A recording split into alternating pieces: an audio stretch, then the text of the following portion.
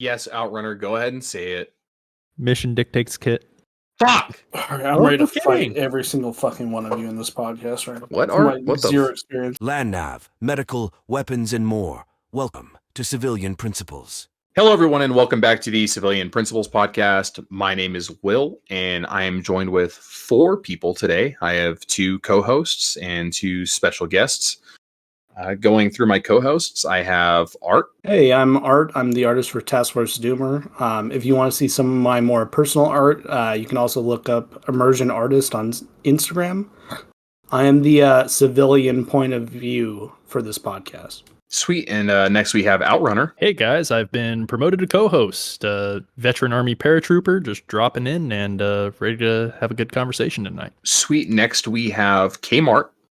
How's it going, guys? I'm Kmart. I am a civilian who has experience selling hunting gear, and I just like to bring the young Gen Z approach to this. And last but certainly not least is a very special guest, Wired. Hey, what's up, everybody? I am also a civilian, bringing some civilian perspectives to this. I run the YouTube channel Wired Tight and Wired Tight Live, where we do live podcasts talking about prepping and tactical training. I have, people from a military background on offering their expertise, and then I have other civilians like myself just talking about the things that we care about in this space. And in the description, you'll find a link to everyone that has a possible link. So if you want to go support them, go ahead and like and subscribe. And then for Art's case, go over to Instagram. Go ahead and give him a follow. He has his Wasteland drop that's still currently up. He's got some sick patches and sick stickers. So go help him. Go support him and get some cool merch. Okay, we will not be bringing that up again. This is the last podcast. I'm going to keep bringing it up. God damn it. Everyone, welcome. Thanks to the podcast. For anyone that's listening, just wanted to say thank you guys.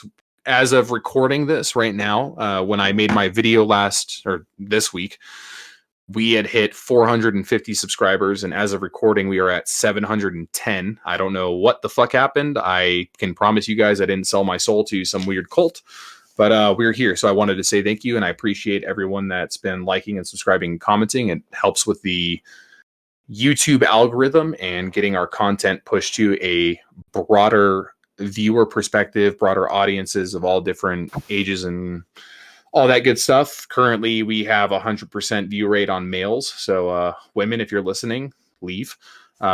This is a Christian Minecraft server. Don't say that, man. No, I'll bleep it out. But again, thank you for everyone that's joined us tonight. So what we're going to be going over this podcast, it's going to be different than all of the previous ones we've done. We're not going to be going strictly based off of what was discussed in the videos. We'll just be going over the video topics. So the topics that we've covered in the last 2 weeks, which if you didn't notice, we didn't do a podcast last week just because we wanted to save it for an all-in-one kind of thing, is overt loadouts and covert loadouts. And this is a discussion that myself and Art have talked about pretty frequently for a while now. And then with the last podcast talking about different loadouts in general, we felt like it would be a good discussion to bring up and bring some different experiences on. So that's why we're here today. So so kind of in the format of this podcast, overt versus covert. What are your guys' experiences with overt loadouts, covert loadouts, what you like, give or take? It doesn't matter. Just whoever wants to talk about what they have or what they've run personally, what works for them, the floor is open to you guys. Well, I guess no one else is talking. I'll start her off. I run mostly a mix of kind of overt, covert, just stuff I've thrown together. Being poor and in college, it's nice just mix of hunting stuff, being able to make do with what you got. And I think it's a good balance. If you're out there, shit hits the fan, or you're just LARPing and you see, oh, that guy's wearing hunting clothes, that might be a little bit less of a focus point. People won't look at you the same way as you're running around with your ABS all multi-cammed out. I actually want to say, based on what you just said, that's like an interesting idea where it's like running hunting gear.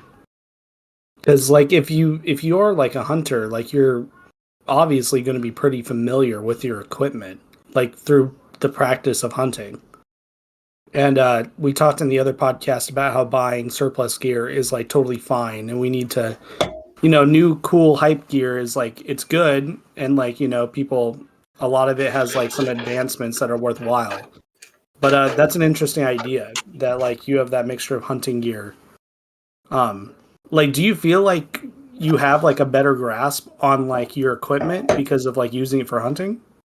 I feel like you got that better grasp just because that's something that you've used a lot. You've got the feel for it, you know, how it fits, how it feels to walk so far, how it feels to get a good range of motion in it. And yeah, can I ask what type of gear it is? Like, I think you said hunting vest, but can you like specify more about what the hunting vest is? Yeah, there's turkey vests they got. You hold shells in it. You can hold a couple other pockets. It's similar to just a chest rig, but a little bit kind of more normie friendly, you'd say. You know, doesn't have the same stigma with it. Do you have like a specific type of one that you use that you want to like talk about, or? I don't have the exact brand model. This is something I inherited. Oh, okay. Okay, Just cool. Is it yeah, no, I think that's interesting cuz like I've personally thought a little bit about hunting gear um like sort of recently as like a supplementary piece of kit to like actual tactical gear. Um so I actually find that very interesting that like right off the rip the first person talks about hunting gear. One thing I will say is that, especially in my area, which is, I guess you could kind of consider it the South. It's like sort of the Midwest, sort of the South. Um, Real tree camo works wonders where I live.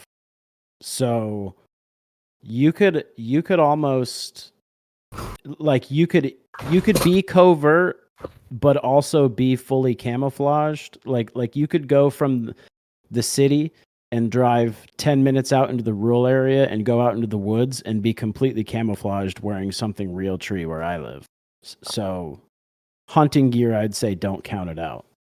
Yeah, what you just said is something I specifically wanted in my. I made notes, and that's one of the things I want to bring up the podcast, but I want to wait till a little later. But yeah, that's interesting, and it's like, yeah, no, it's like I've recently been thinking about hunting. Does anyone have anything else to say about hunting gear? Because I've personally been thinking about it. I actually think it's a really interesting topic. That in the like kind of tactical sphere, the world's going to shit sphere. People don't really seem to think about it. They only go to like tactical brands, tactical gear, or they go to surplus military equipment. So if anyone has anything else to say about it, like I actually genuinely want to hear like opinions, like gear that they've personally used, anything like that. I think it's like an interesting thing to discuss. I will say that on the side of hunting things, I wouldn't necessarily say gear. Hunting in general, I wouldn't say it's definitely not something that's a niche or overlooked, but people that hunt have like real world experience with having to, if they're doing it, a good way, hunting, stalking, tracking, like a living thing, having to have a camouflage that matches that environment, and then having to take a well-aimed shot on that. I think more people need to get out and hunt, even if it's not local to your area, maybe a once-a-year trip, because I think just hunting alone will give you such an experience that you wouldn't normally get if you just stayed in, New York City the entire time. I think that's just something that doesn't get talked about a lot. Everything's go out and take this CQB course from so and so, or go take whatever. But just go out and hunt. Find some hunting Facebook page or whatever. But go out and hunt, because it's different. It's not your normal tactical stuff, but there's so much that's involved with it that you can apply to real world use if it came down to it. So that's my thing on it. Yeah. Well, and also like kind of what I was trying to get at is like depending on where you live, like where I live, I'm close to a metropolitan center, but I'm also 2 minutes from the country. You know what I mean? So like in the spirit of talking about overt versus covert. Hunting camo, again, depending on where you live, that's something that you could wear. Where I live, you could wear that downtown and nobody is going to bat an eyelash at you. Like nobody, like I wouldn't wear multicam downtown because people would be like, who's this guy wearing freaking military camo? But if I were wearing Realtree, nobody's going to bat an eyelash because, oh, that's just another hunter guy. You know what I mean? Yeah, definitely understanding what environment you're in and what you can and can't wear. That, you know, downtown LA, if you're wearing fucking full multicam black, sorry, Art, but full multicam black, you're gonna stick out like a sore thumb. But you know, in an area like if you're in neutral Louisiana or whatever, and you're wearing Realtree, people, it's just a normal thing you can wear every day, and no one's really gonna fucking bother thinking twice about it. So that is a good point to bring up. Yeah, but even in downtown LA, like you could wear Realtree camo and you would still stick out like a sore thumb because nobody in LA really hunts. You know what I mean? No, and that's what I'm saying. Well, like it's not something that's going to to be pop fair, well. though, that sort of stuff, I don't know if it's still relevant today, but that stuff sort of took off in the hype beast clothing sphere a little while ago. Ooh, I didn't think I of don't that. know. I don't know actually how weird that would be in downtown LA. Maybe if your whole outfit is Realtree, but I think if you were wearing like a Realtree top with jeans or something, I don't know if that would stand out super irregularly. That should actually be good. Oh, go ahead, sorry. Outrun. I'm sorry about that. No, you're good. You're good. Say, man, the normies have adopted Carhartt as a brand of their own, which is traditionally more of a blue collar brand, at least from what I remember. You know, people that work outside, people that hunt, people that are out and about doing a thing with their hands. That stuff is trendy to wear. It looks great. So, I mean, you can kind of kill two birds with one stone in a sense. You have your outdoors gear in the event that you do work outdoors and need to be out and about.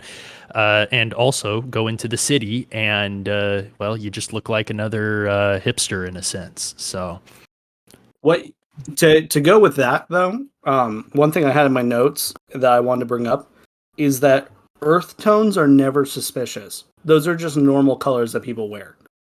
It's so easy to buy earth tone like pattern or earth tone colors, like shirts and tops. And that would provide you some more, concealment in a non-urban environment. But in an urban environment, it just looks like a normal thing to wear. It's not going to work the same as Realtree or multicam if you're out in the woods, but a tan or kind of like dark brown top is going to look better out in the woods than a black top is going to look. For sure. So filling your closet with earth tone colored tops, shirts, bottoms, like it's not a bad idea. And you can buy stuff that like looks good on you, and it's stuff that you could wear on your day to day normally, and it's fine. But it's just a thought I had. It's very easy to just buy some earth tone colored stuff. Like there's so many different shades of brown pants, like it's unbelievable. Just don't buy bright tan. I don't know why people, unless you live in the desert, then like do that, it's fine. But I see so many people who are out and about wearing like the tan khakis, and they're just like neon glowing. I don't know if it's like that for everybody else, but it's like almost white. Don't buy that color. That color doesn't make any sense. I mean, unless you work on a golf course, I'd agree. Good point. I say there's a lot of. Oh, no, go ahead. I would say there's a lot of stuff you can get in good colors for camouflage that work pretty well. I mean, you can go around. You walk in with with those kind of greenish Under Armour Freedom shirts. Yeah, people are gonna think, oh, this guy's probably supporting Donald Trump, but nobody's really going to bat an eye. Or you go in with your just generic Walmart cargo shorts camo. People might think you're from a trailer park, but you can still get away with a decent amount of camo. Also, side note, M81 Woodland as a top is so synonymous in American culture at this point because of the, like, I don't know why, but people think of it for like Vietnam specifically, even though that's not fully accurate. But it's like it's so synonymous with that it's like it is not weird to see something like, you know what I mean? Like people buy those like they go to what are they called? It's not a I've Milsim store. seen Not a I- Milsim store. It's like the civilian clothing, like used clothing. Surplus. Oh, like no. like no, Savers. they'll go to like a Ross Yeah, or yeah, something. Savers. Yeah. Like a Yeah. Savers or a Goodwill, and people just find those like woodland like field shirts or whatever and wear them as jackets. Like it's even like in like pop culture and film and stuff like that. You So know, like and it's so easy to just wear one of those or buy a few of them and wear them. Yeah, I've seen a lot of woodland BDUs at Goodwill. I was gonna say I've seen the BDU trousers that look like they were, aside from having been used by a service member, it looks like they've been purposely distressed and restyled to fit a certain look or a certain niche within fashion out and about in the city. Yeah, woodland tops that have like random military badges on them that don't make sense or Right, are maybe exactly. even not real. They might not Exactly. be That's real. the whole Kardashian thing. The Kardashians will take anything like surplus and make it a thing. I remember seeing something years ago after the army had switched to like full black PTs, and it was years after that it was like an army gray PT shirt that was cut up and it was sold for probably $200 through whatever famous Kardashian at the time brand clothing was pumping shit out. But it's like a lot of the shit gets used in art. Kind of hit it on the spot with a lot of thrift stores will just carry that shit because someone at some point or another had some sort of M81 and it's just a thing that's become accepted. In my area, you see a lot of construction workers or people doing anything with homes or whatever, any sort of blue collar job. They're always wearing either M81 or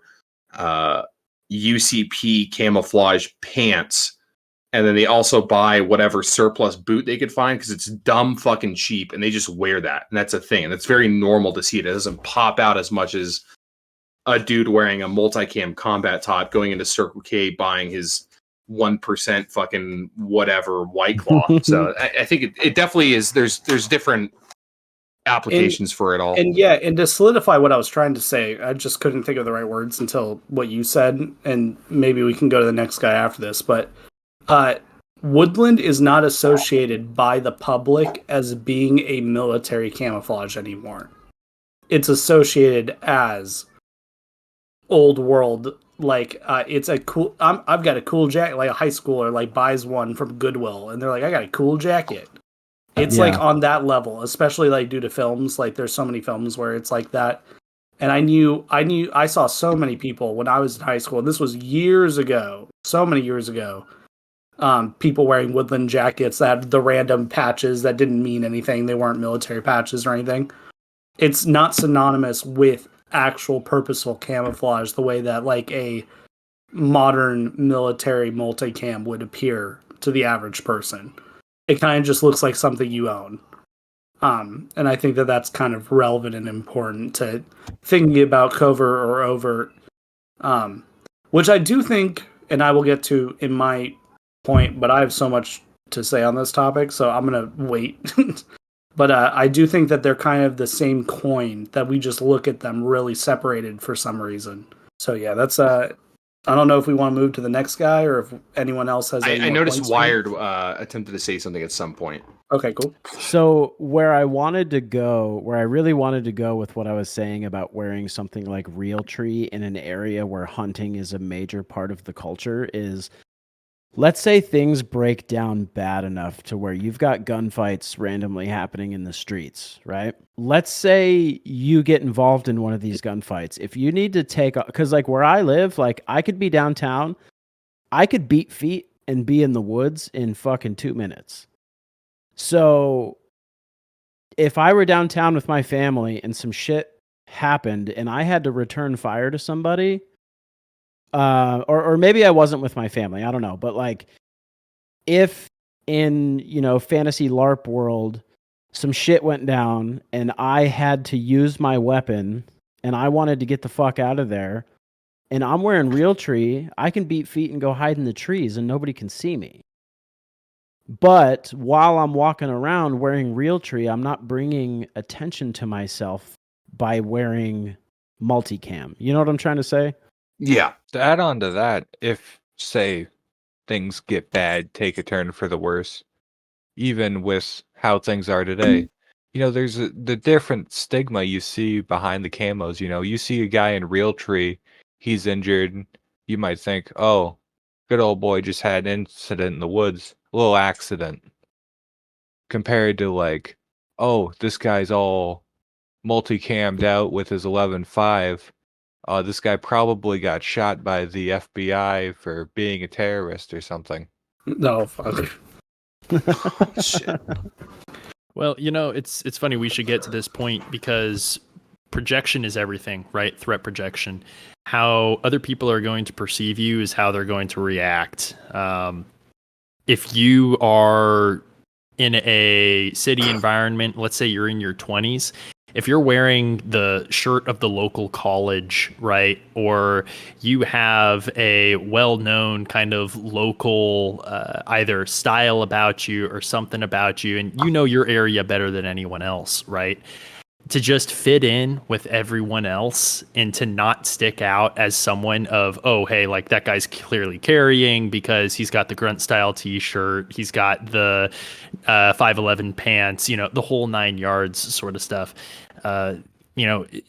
Camouflage can just be whatever you happen to wear already. Frankly, I mean, this is something where we can definitely go kind of out into the weeds and think, oh, well, we can get away with wearing BDUs, that are an M81, or we can get away with this because it's fashionable now. At the end of the day, this isn't something that you necessarily need to complicate. I mean, it could be as easy as, hey, I now have a level 3 vest that's underneath my button-down flannel that I throw a jacket on over, and it's the same clothes that I've always worn. It's not signaling to anyone who I come across on, my regular routine, like the barista that I pick up my coffee from every morning before I go into work, or my boss that I see at work, or, when I wave to the kindly old lady down the street when I'm coming back. It's, the least that you can do to project to other people that, hey, maybe this guy is is a person of interest in times of social unrest or otherwise, the better.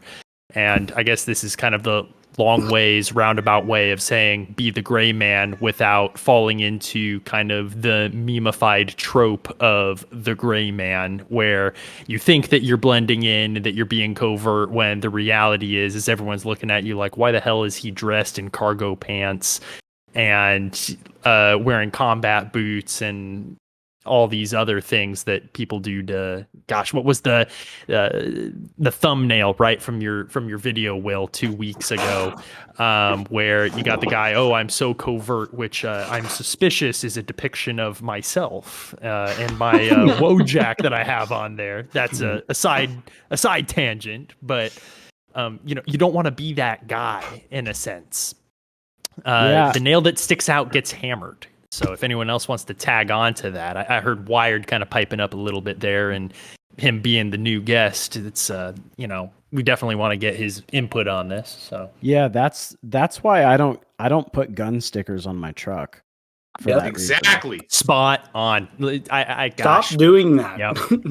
I have if you have a gun sticker on your car, I just know exactly whose car I need to break into in the event that I don't have my car, because people use their fucking cars as holsters, and it's fucking stupid. That's happened to me. I've lost a Glock and a fully loaded plate carrier with armor because of that. That's why I do not have gun stickers on my truck anymore. Yeah, I don't have any identifier. I will put a gun sticker on my truck. If the company sends me something for free, I will put the sticker on my truck. No, God. I mean, if that's the norm in a rural area that you live in, then sure, knock yourself out. But for someone like me, I'm in a suburb on the edge of a major U.S. city. I don't have anything identifying on my vehicle, not a sticker for anything 2A or 2A adjacent related. Yeah, don't put any nothing of stickers a at all. college, nothing identifiable, you know. Y'all seen friggin' Jason Bourne, the original movie, you know, where he's walking through the bank and he's identified. The guy says, the red bag, that's the guy, you know. Your red bag that gets you identified as a person of interest could very well be that super cool niche sticker that you got when you were up visiting Jackson Hole, Wyoming, and slapped it on the back of your Jeep, you know. Again, the nail that sticks out is going to get hammered. Now, I'm not saying that your super cool sticker from your time visiting SoCal is going to be the thing that gets you, you know, that catches you a hot one, right? But yeah, there's something to be said for not being memorable, I suppose, if that makes any sense. If I could, actually, what you said was one of the things that I wanted to tackle, and I think it's actually like an interesting full-on conversation. We've kind of derailed from the asking each person what gear they use, which I think is fine. Let's let's roll into the next thing. Yeah, you know, let's caveat into it. What you were saying about like you know, like wearing what you wear on your day to day. That's one of the things that I really thought about, like long and hard. And what I realized is Overt and Covert, they both share like extreme similarities, which is you want to be camouflaged in both. We try and think, you know, like we try and think of it as like Covert is like you want to like, you know, the hypebeast idea concept, or the modern concept at least, is like you want to be undetectable to people, where it's like the gray man, bro. And then people's version of the gray man is they wear like the Velcro hat and stuff like that. Right. But it's covert, like covert setups. Their whole purpose is just camouflage. It's just different than the way that we approach camouflage normally. Yeah, I mean, you want to be boring and unremarkable. Yeah. You know, if someone were to describe you in a lineup, you know, boring and unremarkable. There's nothing about you that interests them or sticks out or identifies you as unique or a special snowflake in a sense. Yeah, so. Yeah, and oh, go ahead. I was going to say, you also want to like read the room on where you're going. So like, let's say you're going to like a sporting event. Buy a jersey and wear a jersey, or at least a ball cap. I mean, Yeah. you can get a Dodgers cap for $15 in LA. I mean, that's spot on. You know, I brought it up briefly earlier when I was talking about it. Know your area, right? Know your sports teams, know your local colleges. If you're a 20-something-year-old, especially if you have a baby face and you can get away with looking like a college student, you know, or some grad student, like nerd it up, bro. Wear that, you know, Harvard t-shirt, you know, or Harvard hoodie, even though you don't attend and, you know, you didn't even have the GPA to get into your local state school. It's all about not being, well, I mean, for reals though. I mean, if it's, if that's your environment, you know, you want to mimic that environment. You want to be that chameleon that is able to just look like the next guy and not be remarkable. And if you're at a college, wear the college stuff. If you're at the game, like Wired said, wear that jersey or wear that ball cap, you know. If you look like the next guy and you're not, you know, you're not sticking out, like you have done your job. So boring and mundane should be the key words to your, you know, wardrobe if you're really not looking to stick out and you're trying to be covert and things are popping off and you're not trying to look like an actionable target to the, let's say, friendly, mostly peaceful protesters. Yeah. Oh, okay. I wanna say I have more to go into, but I think that those are good points. But my point is kind of not that, which is weird. I think that we think of it exactly how you guys said, which is like the traditional way of thinking about it. And I think that there is something to be said, which is what you guys said and what a lot of other people say, which is you're trying to completely blend in to the civilian area, the population or whatever. I don't even think that's like a massive component. I think it should be in certain circumstances. But what I think is the idea of like even modern US camouflage, like, right? If someone's wearing multicam, they are harder to spot in environments where multicam is key. They're not invisible. You know? Right, And you're still going to have an outline for someone with a discerning eye. Right. But that's how we think of the covert loadout. And even we discuss what type of gear you can carry as separate. Overt is, you got the helmet and the plate carrier and like you're wearing camouflage, etc., etc. Covert is like, oh, I have like a bank robber chest ring that's like completely concealed under my shirt and stuff like that. Or you have those waist pouches that are like kind of like belts, but they're elastic. Right, you got your fanny pack and all that. Right. I think that they're both an issue of camouflage. Like that's like the whole purpose. And that's what it's meant to do, is it's meant to give your enemy pause. I think after thinking about it a lot more, and like we talked about it in like the previous, I don't know if it was the last podcast or the podcast before, where I kind of argued about like the covert kind of more than the like overt. I think that you need to look at it the way that you look at camouflage for covert stuff. Instead of looking at it as in, I need 100% blend in to every person around me, you need to look into it as in what is going to give enemy forces, bandits, marauders, foreign entities that are now in the country because it's going to shit, which will happen. A rebellion could never truly take place in America because foreign entities would invade us instantaneously if that ever happened. Heads up to everyone who's never thought of that. Well, I mean, heads up, they're already here. Yeah, but you need to look at it from that perspective, which is I've like kind of changed my thought thinking about it more since we talked about it on the podcast. You can wear the plate carrier with the full kit, and you can even maybe get away with the helmet. If you want to do it in a covert way, you have to think of covert as just camouflage. So it's like you can wear the battle belt, you can wear the plate carrier, you can wear the helmet.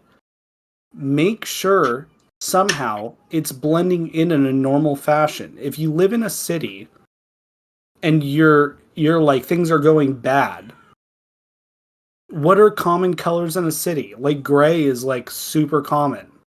I think that wolf gray is kind of like a silly color, or I used to until I've thought about it more. Put wolf gray, like a wolf gray helmet cover on your helmet. And then like for your vest, put a oversized, you always want to do one size larger than the shirt size you currently wear on top of your plate carrier, and like don't do a back panel. Like that little bit of clothing over your plate carrier will not read your whole plate carrier to everyone around you.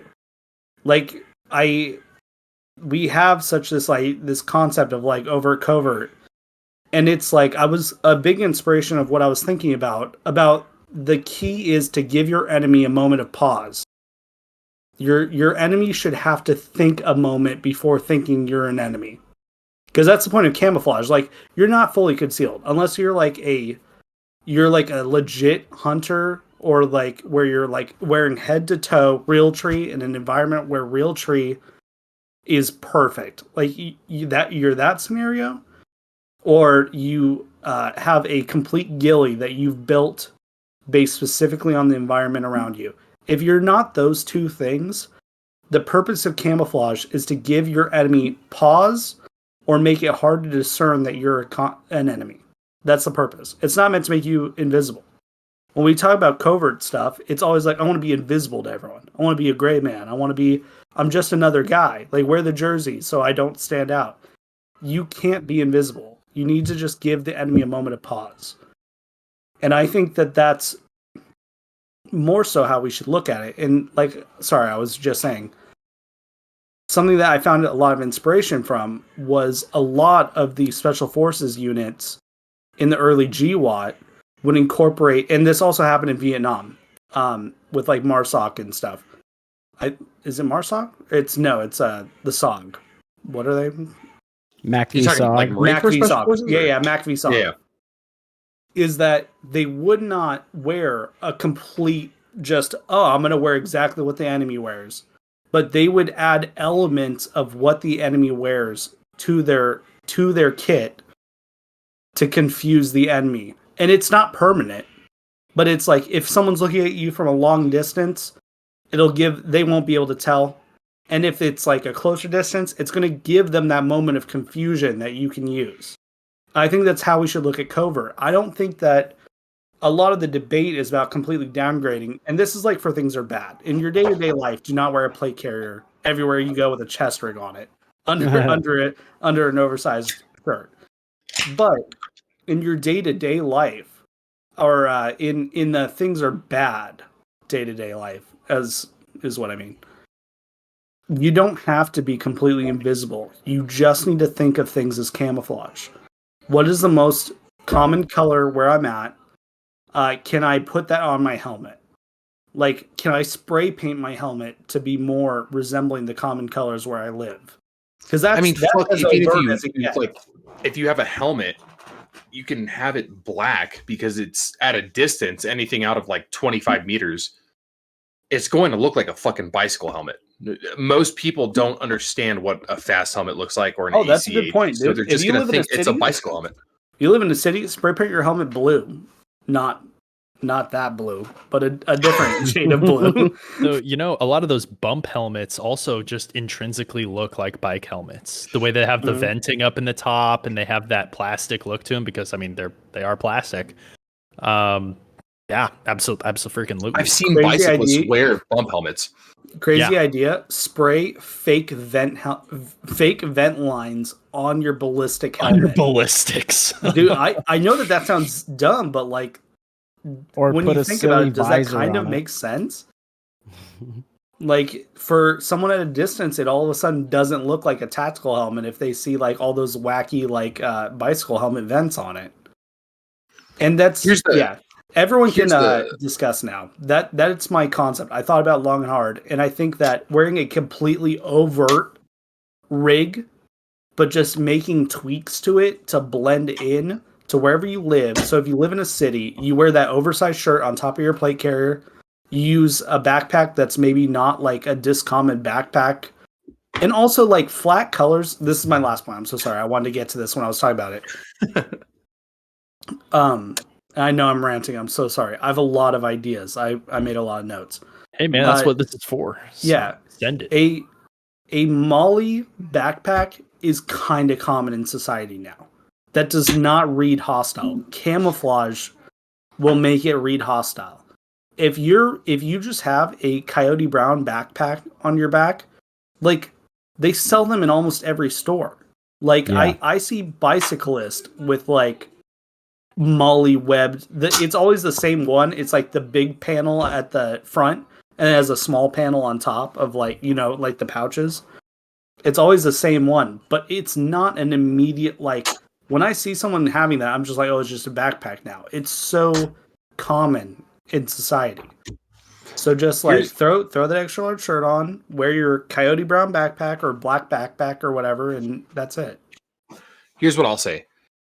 There's a lot of different ways we can go down a covert hole, which we will continue to do throughout the duration of this podcast. Make yourself a hard target. Don't be a pussy.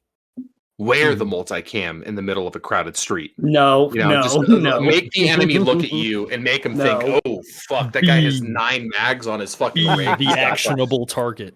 Be the person that Jocko Willings wants you to be. All right. Be the David Goggins. Go out there, run 400 miles, and then fucking whatever opposing forces out there, fucking slaughter them. No. But you be the goddamn actionable target. You be the problem. Can I ask be everything that you've seen in a Funker 530 video? That's what you want to be. You want to be. Let me ask a question to everyone. God bless. Is the way that I've thought about this, does that at all seem unique to anyone, or does that seem relatively common? And I'm just like missing out. You're bringing up a more up-to-date view on it, because I think a lot of it comes from, and I think everyone that's in this chat and everyone that's listening to this can attest that like we've been so conditioned to what the uber tactical covert fucking guy is supposed to look like, that it's not really thought about. Because when we think wolf gray, we just think some dude with a wolf gray, I guess that could work. Wolf gray backpack, his shirt, he's got a fucking tan, whatever the fuck jacket, and then he's got 5'11" pants. I think that's become more the norm of what we think of covert.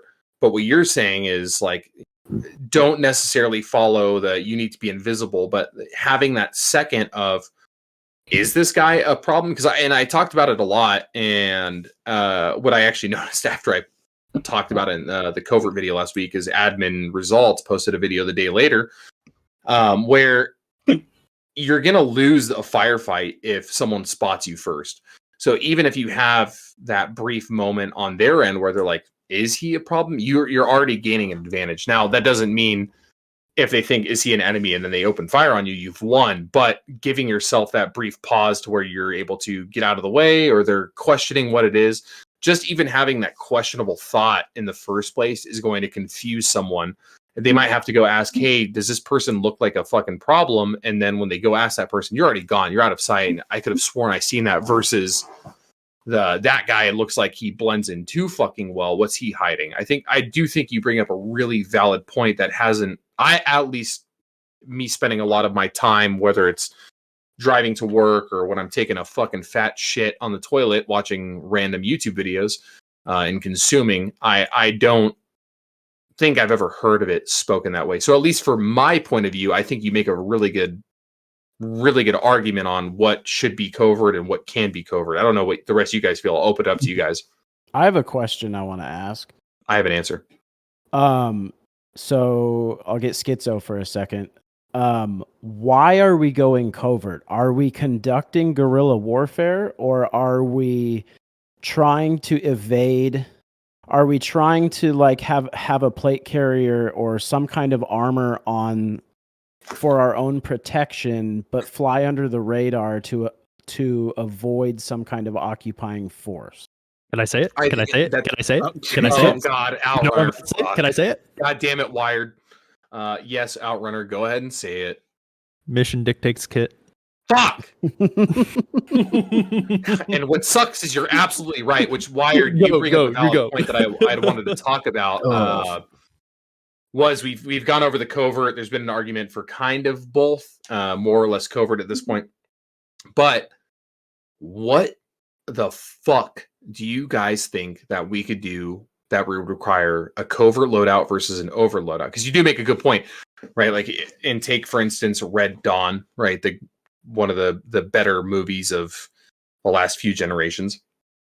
Something happens and we need to fight back. And then overt could be anything from like, we have built militias and now we're trying to fight back against, whatever is happening, versus just a smaller civilian populace. I think there is a need for each one at different points of time, depending on what you're going on. So, Wired, what I'd like to start out with for you, what would you say would be a reason to have covert or overt? And we'll go down the line, but Wired, I want to specifically start with you since you brought it up. So I had an experience a couple years ago where I was at a high school football game in the hood with my former fiance and my daughter, and gang violence erupted at the end of the game. People started shooting and everybody hit the deck and took off running in all different directions. And it happened probably, 50, 60 yards from us. It was actually pretty scary. Honestly, if I were to go back to a situation like that, I would probably just wear a plate carrier with a jacket, and I wouldn't even care if I was printing, because I've already been in that situation. So I guess to answer your question, a reason for some kind of covert loadout would be going somewhere that you know violence is likely. And then as far as overt loadout goes, I feel like things would have to be pretty kinetic at that point to be rocking overt loadout. And I will also say Don't be rocking overt loadout by yourself. You should have a group. Well, that's what I'm saying about thinking of covert versus overt as camouflage problem. Like, instead of thinking of it as like anything else, think of it as camouflage. If you're like you don't want to downgrade, like the tactical sphere is kind of like considered like covert means like a downgrade of gear to some degree. You're wearing like a pistol caliber vest so it doesn't print, or a rifle vest that's slicked off, and it's like so you can wear it under a jacket or whatever. We need to start thinking of things as camouflaged. That was the whole point of what I said. It's like you wouldn't wear a full multicam kit in a city. That doesn't make any sense. Well, some people might. Some people might, dude. I want to hear Kmart on this one after Wired's done. I would wear a full multicam plate carrier to that football game if I were to ever go back to that school's football game, and I don't give a shit. But you said that you would wear a jacket over it, though. Well, I mean, I would, but I would also, if I didn't have a jacket, or if it was hot, like if it was summertime and it was like, hey, we're going to the homecoming game again at XYZ school, I'd probably just be like, all right, I'm going to throw on a plate carrier, and I don't care if the cops look at me all funny, because I've literally already been shot at in that situation. Okay, but in yes, I understand that scenario, but like in reality, and this is actually a good point that I think for people to start thinking about, because we've discussed it in previous podcasts. You shouldn't put yourself in positions of danger. Why wouldn't you just not go to that? If you've already experienced that gang violence where like guns are going off, which you have, and that's horrible. Like, no one should experience that in any country at all, like realistically. But if you've already experienced that, why wouldn't you just be like, in the first place, like, hell no, we're not going to that. I don't give a fuck who's there, what relative, like what family member, like I got shot at. I'm not going. Well, what if my significant other has to go because that's part of her job, and she's going to be, well, first of all, she'd be upset if I didn't go and made her go alone. You know what I mean? Like, is that the case though? Yeah, well, her and I aren't together anymore, so no, it wouldn't be the case. But like, we could say that really could be a thing that happened. It could be like, okay, like then we could. I agree. We wear could the plate carrier. Yeah. I would say try and conceal it the best you can. It's uncomfortable, but wear that plate. Like buy a. I don't know what else to call it. Buy a wife beater. Wear the wife beater, and then wear the plate carrier over it. Buy a slick one. This is partly why in the previous podcast I argued for slicks that can be upgraded, because I think that they have a lot of value in concealment.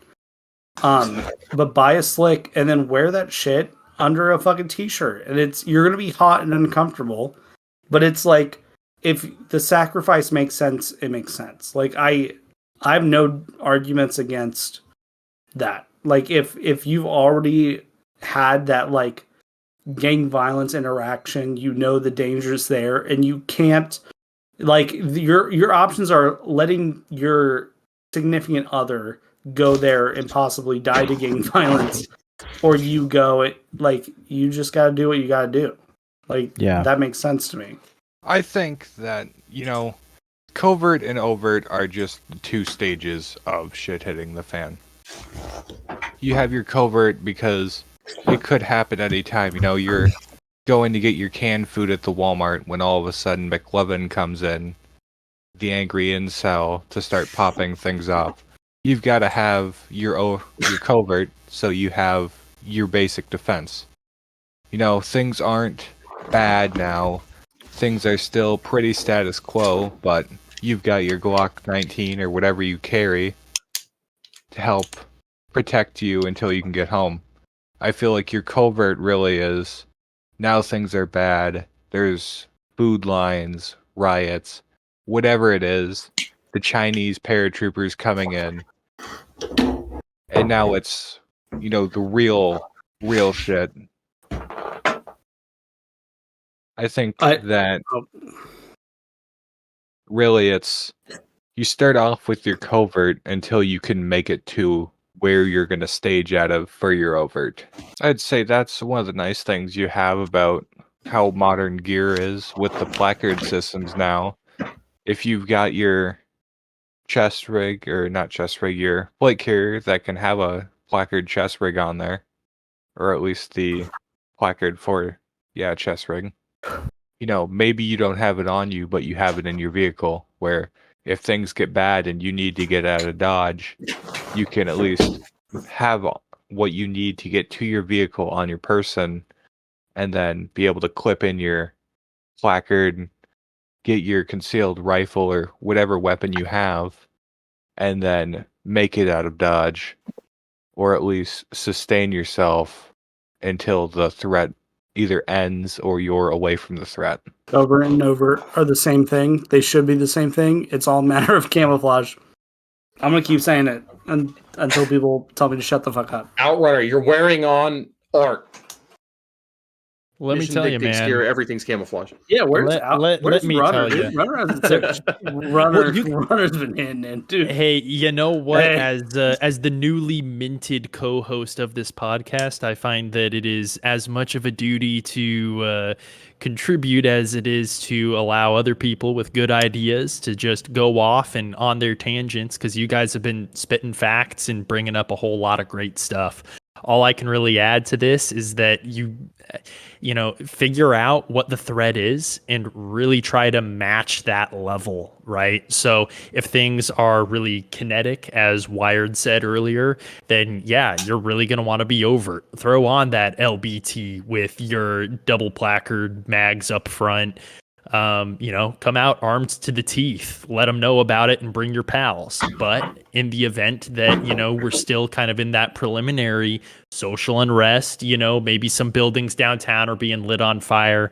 Maybe, there's still people milling about, breaking windows, but, there's not as many gunshots. It's more of just, you're in between the civil disobedience and, what would you call, let's say Milwaukee, right? Or not Milwaukee, Minneapolis. Holy crap. So you're between Minneapolis and social unrest. I would say, you're not going to want to be armed to the teeth. You're not going to want to be that actionable target for the 30 plus some odd crazed individuals motivated by a false sense of morality and social justice, right? So you're right, exactly, right. You have your Kenosha. That's a fantastic. Oh well, by all means, then hop in. My argument is that, and I've been speaking obviously of the covert should just be seen as camouflage, not as in actual gear dictation. But there are a lot of places where people showed force. So like there is an alternative. I am actually agreeing with you, but just in a different situation. There are people who showed a force where they wore like brazen plate carriers and helmets and rifles and stood on top of buildings and secured those buildings from being destroyed. Like rooftop greens. Yeah, rooftop greens. But that happened even like more recently, like during the 2020 riots. Like there is an application of show of force that will deter people from fucking with you, essentially. Yeah. So this is absolutely great point. I'm going to throw this off to Wired here before I go off too far into the weeds. But if your mission is to get in and get out, maybe you're trying to evacuate a family member that happens to live downtown. They're scared to go outside because there's a lot of craziness going on. You want to get in there, you want to secure your family member or your friends or your fill in the blank person of interest or your principal, I suppose, in the security field. Secure them, get the heck out, not cause a whole lot of heat or anything. But if you have a family business and you are hell-bent on ensuring that that family business doesn't get burnt at the stake in the name of insert ideology or social justice something or rather here, then yeah, you be up on that rooftop posted up with your DMR and you let them freaking know that it's not going to be an easy target and that they should probably keep on walking and find somewhere else where they're not going to catch one. So, Wired, you were you had something. Oh yeah, there. Wired. Yeah, I was gonna. So you guys took it off the tip of my tongue. I was gonna say there's something to be said about a show of force, but I also think it also, again, it depends on how bad things are. Because like where I live, I can pretty confidently say that if things were bad enough, I don't think normies would really bat an eyelash if a group of 5 rolled in deep to a Walmart all wearing multicam plate carriers with rifles slung. They'd probably just think you were cops. He's not saying go out and buy that fake police badge. Yeah. Yeah, don't buy a fake police badge. But Wired makes a very good point where the militarization. God, I've had too many Voodoo Rangers. The militarization of police across the United States. Most of them are wearing multicam, or as 5.0 will probably explode when I say this term, but Ranger Green. If he is listening to this, That is the most we're common getting him color on. for SWAT teams. Exactly. But Color. out where I'm at, it's multicam, and all the surrounding areas is multicam. That's just because Border Patrol uses it a lot. But you could be absolutely covert and overt by rocking multicam. People will just think you're a cop or you're some sort of agency, and they won't think you're just some fucking boog boy LARPer who's wearing multicam. That I have a trouble with that. Yes. And it is why I'm talking about thinking of everything as camouflage instead of thinking of separation of gear between covert and overt. I personally, if things were going bad, saw a dude in full multicam, would know like that's a problem guy. And they might be a good person and they might mean well, but it's just like you have to identify it. Like you don't know, because like they're really recently in the community, there's been kind of like a bit of a discussion about like, and it's very bizarre, but it's been a discussion where it's like, are you going to stick to your morals or are you going to be like a raider? Because like some people are like easy loot drop and they're being dead serious. There are people who are like, I'm a gun guy, I'm a gear guy, and if things go bad, I'm targeting people and taking their stuff. And that sounds wild to us now. And to be honest, it's kind of like understandable though. If things are really bad and it's your family or other people's families, that's a hard toss up, dude. It's understandable. But you do have to accept that that's the reality, that other people are making that realization. And for me, it's like, I don't know that every dude in kit is a mean well, do well guy. I don't know that. But what I do know is that if like I'm like things like I'm pretty like hip to, you know, I got my ear to the ground or whatever on what's going on. And it's like if things are going bad and I'm going to a Walmart and I see a dude in full multicam with a plate carrier, instantaneously I and probably most other people who are kind of in the same sphere are tracking that's a dude that at least has some level of pre-forethought about what's going on. And that means that that guy might be a problem for me, because I don't know if that guy is a cool guy where he's like, I still have morals, I'm not going to like fuck people over. Or it could be a dude who's like, fuck everyone else. I've seen this coming. It's finally happening. Fuck everyone. So like for me, it's kind of like the gun thing. Like you talked about it earlier. And I think you were like most likely joking, but it's like people do think like that. And I've even thought like that, even though I would never do this. But it's like when I see a car that has a bunch of like Glock stickers and like fucking AR-15 company stickers and shit.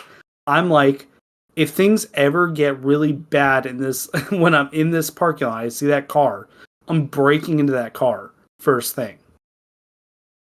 So I think that's what I was talking about, camouflage. You want to just blend in with where you're at. Like, someone who's wearing full kit or like full multicam, that reads to me as a problem. They might be a good person, they mean well. But as someone who's in the know, quote unquote, or whatever, that reads a problem. That reads someone else who's like somewhat prepared. And I don't know if they're the good kind of prepared. Because I've seen there's like people are making YouTube videos about this now where it's like, are you like prepared in a moral way where it's like I'm not gonna be a raider for what I need. I'm not, I'm not gonna be the dude who's like easy loot drop, which is like a meme, but it's like some people really do think that way. They're in the same sphere we're in, they're in the same like community we're in, but their genuine view is like, I'm just gonna kill people with better stuff than me. That's how I'm gonna survive. That's my like purpose and goal, is to kill other people with like the same better or same gear than me, and that's going to sustain me. I've seen that argument from people, and they are serious. Like, we don't want to think that because like we live in a civil society now, but that's the thing you got to think about. And that's what I was talking about, like trying to view things as camouflage, like where you live mostly dictates what you should go. You can go overt as fuck. Wear that like in. Also, I didn't say it earlier. Wear like an open shirt, just a few sizes like more on you. It'll give someone pause. But I don't think that we can just wear multicam into the fucking Walmart, dude. Because that. Well, and I think that where that's where it comes into where you're at. Because where I'm at, multicam is a very large, like you're seeing it every day. It's just a normal thing. Versus if I'm in. Yeah, well, yeah, that makes sense for you, seeing multicam. But it's like, let's say you're like, things have gone bad, and you're like, fuck, I didn't get enough food, which, like, you should get enough food for, like, 3 months. Heads up to the viewers. 3 months minimum. Yep, grow a garden or have 3 months food supply minimum. You didn't do that, and you go to your local Walmart, and you're like, fuck it, I'm not paying, but I'm gonna get all the fucking cans of food in a cart and walk out, dude. And you do that, and you see a guy in full woodland top, woodland bottom, coyote brown plate carrier over the top. In your head, are you like, oh, cool, that's an ally? Or are you like, that's a person I have to like pay attention to now? Like, I just want everyone to be honest, because, like, from my point of view, that for me, that's like, that's someone I have to pay attention to. That's not. I think there's a point where you have to pay attention to everyone, because unless you are involved in a community where you know those people, everyone outside of that should be considered a possible threat. I don't think there is a, and I'm not saying you're saying this, but one of the things that comes to my head is, if I'm like, oh, I should think of that guy as a threat and I need to pay attention to him, versus, oh, that guy's just innocent civilian. Like, I don't know why, but I keep thinking about No. Yeah, no, and again, I'm not saying you're, and I'm not saying you're not. I'm not saying that's what you're saying. What I'm saying is, like, there is a lot, right? Which I very much urge everyone that's listening, and even the people in this podcast, go on the National Sex Offender Registry. Look at how normal 99% of these people look. Anyone can be a threat at any time, whether there's a global event going on or a domestic event or just local to you or just your day-to-day life. Anyone can be a threat at any time. Who's glowing to you is what I should have said. Who's glowing? But that's the thing. To me, if something is getting bad enough, so like yes, everyone's a problem. But like, and also, I don't mean that for the viewer. You shouldn't be like, oh, it's like a fucking like 54-year-old dude wearing like khakis and a fucking like golf polo. I don't mean don't concern that guy. You should pay attention to your overall environment. Like, every person could be that one guy who randomly pulls a fucking Glock 19 out of his jeans, like, because someone tried to take his bag of dog food, you know? Like, you should pay attention to everything you're doing. But what I mean is, like, realistically, if you see someone with full kit, are you, like, tracking that guy? Like honestly, are you like, oh, fuck, that's a person who's 100% like, some either in the know or he has a weapon that's going to fight me at some point. That's what I mean. Like, you I should want to not. hear. Sorry, I don't mean to cut you off.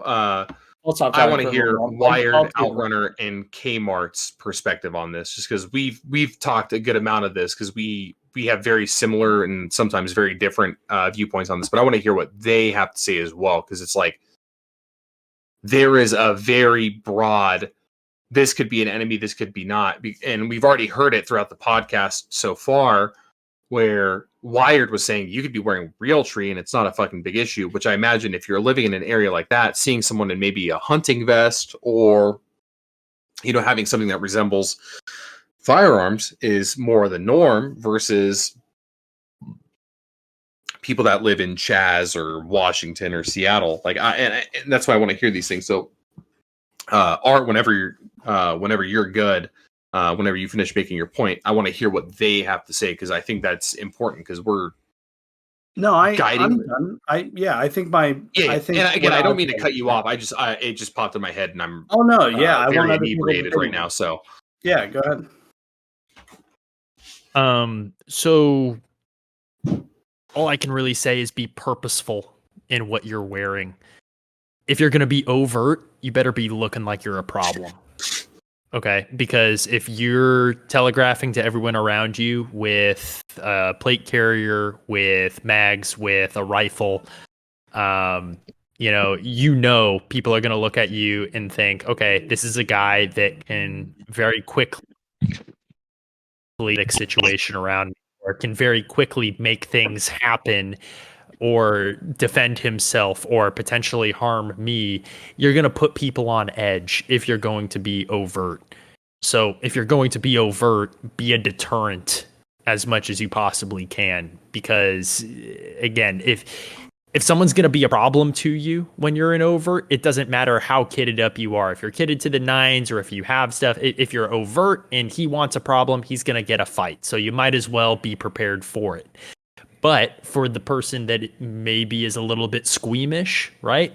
They see you kitted up to the nines. They're like, hey, maybe if this guy had less equipment, or maybe if he didn't have his half a dozen buddies with him, I might be able to get off a lucky shot when he's got his back turned.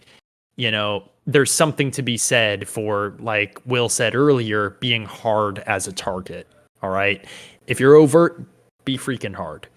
On the flip side of that coin, being covert, okay, it's like I said previously, you do not want to be remarkable to the people around you, okay? Whether those be actual threats, like let's say you're in an area where there's social unrest and person from other political party or other ideology is hunting down people of your ideology like dogs, right? You don't want to look as though someone, or gosh, words are tough sometimes, boys. You don't want to look like a target to that other person. But going deeper than that, you don't want to look remarkable to just the average Joe Blow who's just trying to scrape by as well. Because again, if someone grabs them and they start tightening the screws on them and they start asking them because they think that they might be a part of something that could be threatening to them, they might say, hey, no, don't look at me. Look at that guy over there, because they picked up on something that the people that you're really worried about didn't initially pick up on. If you're going to be covert, you better be one hell of a chameleon.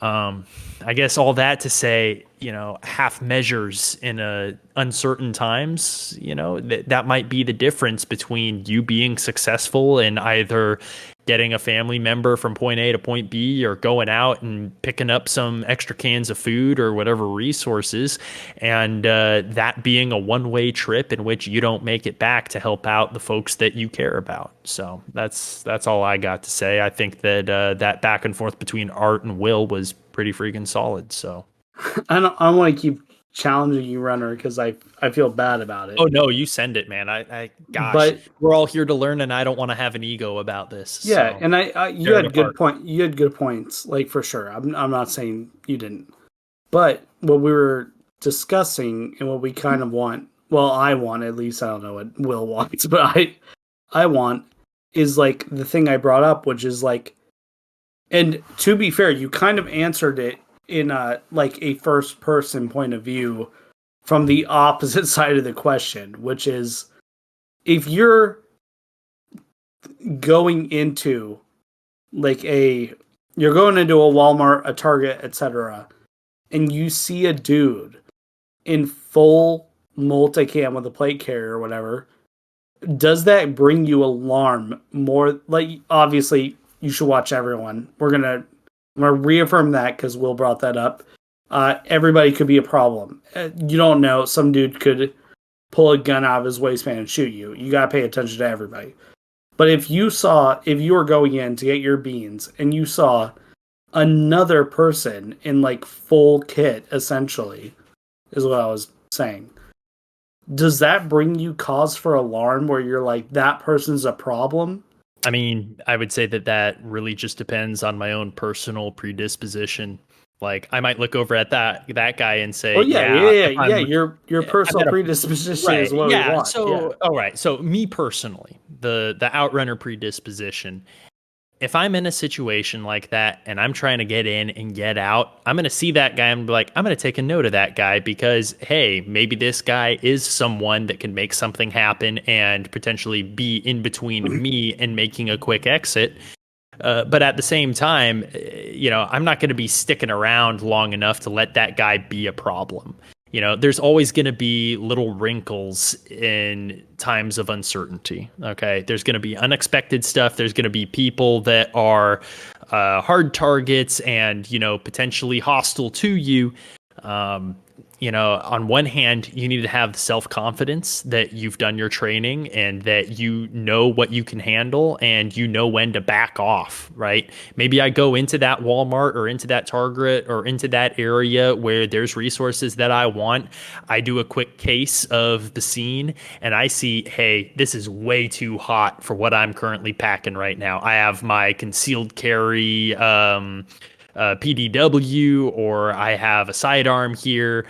I don't have armor. I don't have kit. I don't have my buddies. Know when to cut your losses and just get the hell out of Dodge. Kind of have that, maybe not even necessarily sixth sense, have that common sense to realize that, hey, I'm taking the temperature of the room and this looks like a tinderbox. I'm going to get the hell out. Now, if things are cool, but there just so happens to be one person of interest that is kitted to the nines and the BDUs and the Coyote plate carrier, I'm going to be like, okay, well, I'm going to keep an eye on that guy. I'm going to stay out of his way and I'm going to make sure that I don't do anything that draws his attention any more than the next guy. Right? You have to begin with the end in mind, and you have to make sure that you're not becoming a liability to yourself or whatever the purpose that you currently have is. So I hope that answers your question. I mean, you brought up a really good question there, but. Yeah, no, I like that point where it's like knowing where your limits are. Like, I actually think that's a good point to observe. And it doesn't matter if you're covert or over. If you're right. No, if you're about to walk into a doesn't. Walmart and 5 dudes in multicam walk in, you're just going to be like, nope, I'll go to a different. Right. No, exactly. You cut your losses and you live to fight another day. And you brought up another good point, which, I mean, I'm letting it slip from my mind here. Can you reiterate your initial kind of pushback to what I had said there? Because you made a really good point, and I had something not even to push back against, but more to add to, because I think it was valid. You disregard the animals. The original question kind of presented was like, does a person in full kit cause you alarm? And your comments were more of like, right. Yeah. So you brought up that I brought up a really good first person POV of maybe the other side, right? Yeah, the dude who is in full kit. Yeah. Right, the other dude who is in full kit. Again, so you got to know your enemy, man, or you have to know your threat, and you really have to have an understanding of what the climate is for the average person and for the average person with varying capabilities. Obviously, the person who's at the bottom of the barrel, maybe they're old, maybe they have some infirmity or some physical disability.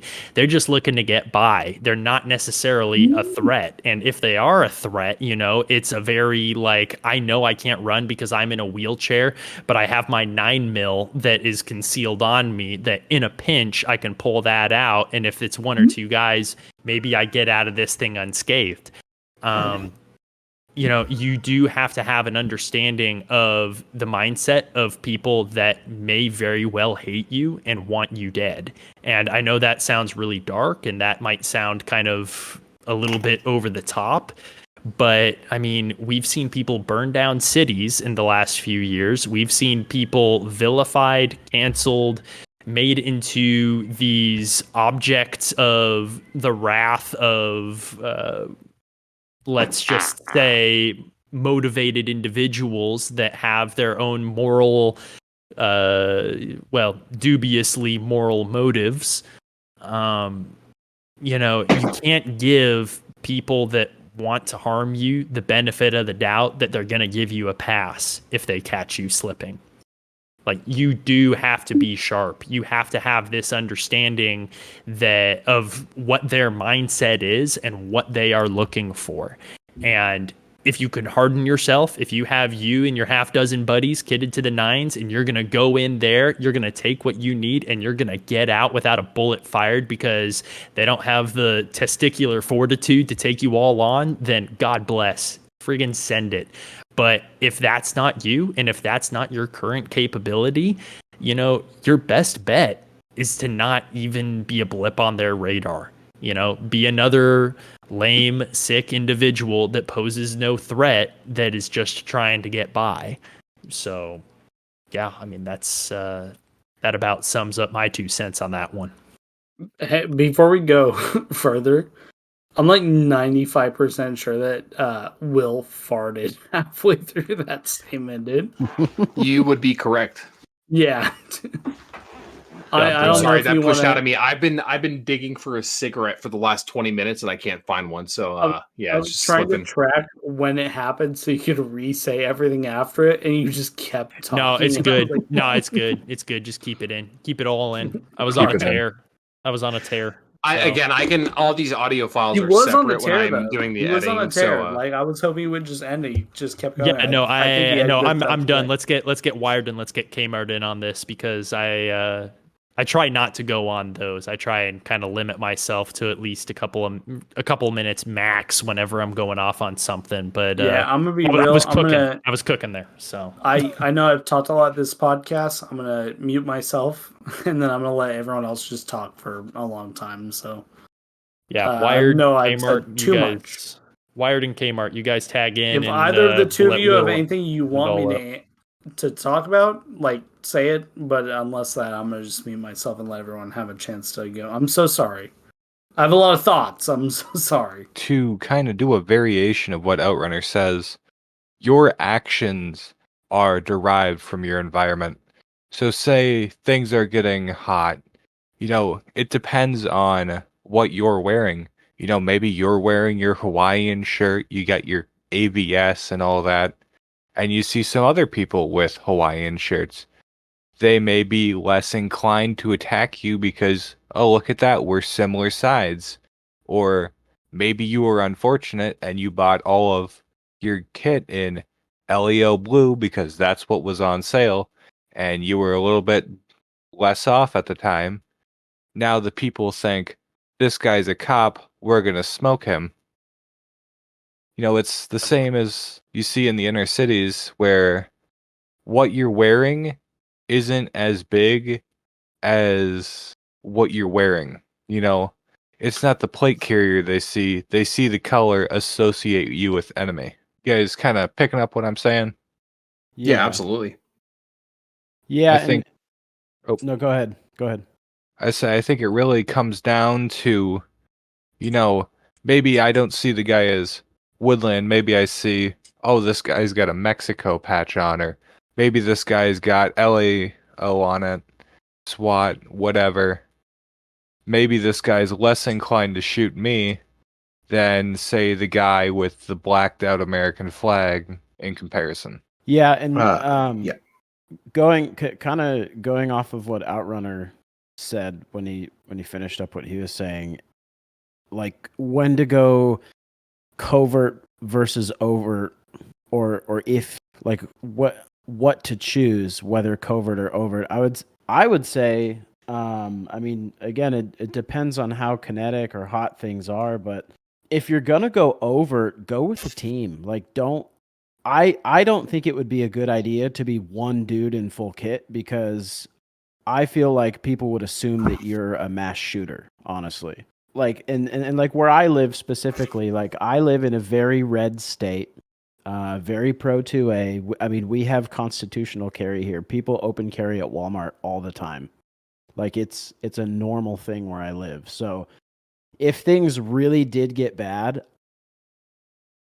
I would be inclined to make a Walmart trip with my team in full kit, not to do a show of force, like not to flex nuts on people, but because I don't think that anybody would really be freaked out by that. I think if things really were that bad, to the point where people are scared for their own safety going to Walmart, I think if a group of 5 dudes rolling up in full kit, I don't think people would be necessarily scared of that. I think, and you can cut this out if this isn't kosher, but I feel like people would be more scared of like 5 dudes dressed like gangsters rolling up with guns. You know what I mean? Like I don't think that if 5 dudes rolling up in full kit, I don't think they'd be scared. I think they'd think you were cops, or they would think you are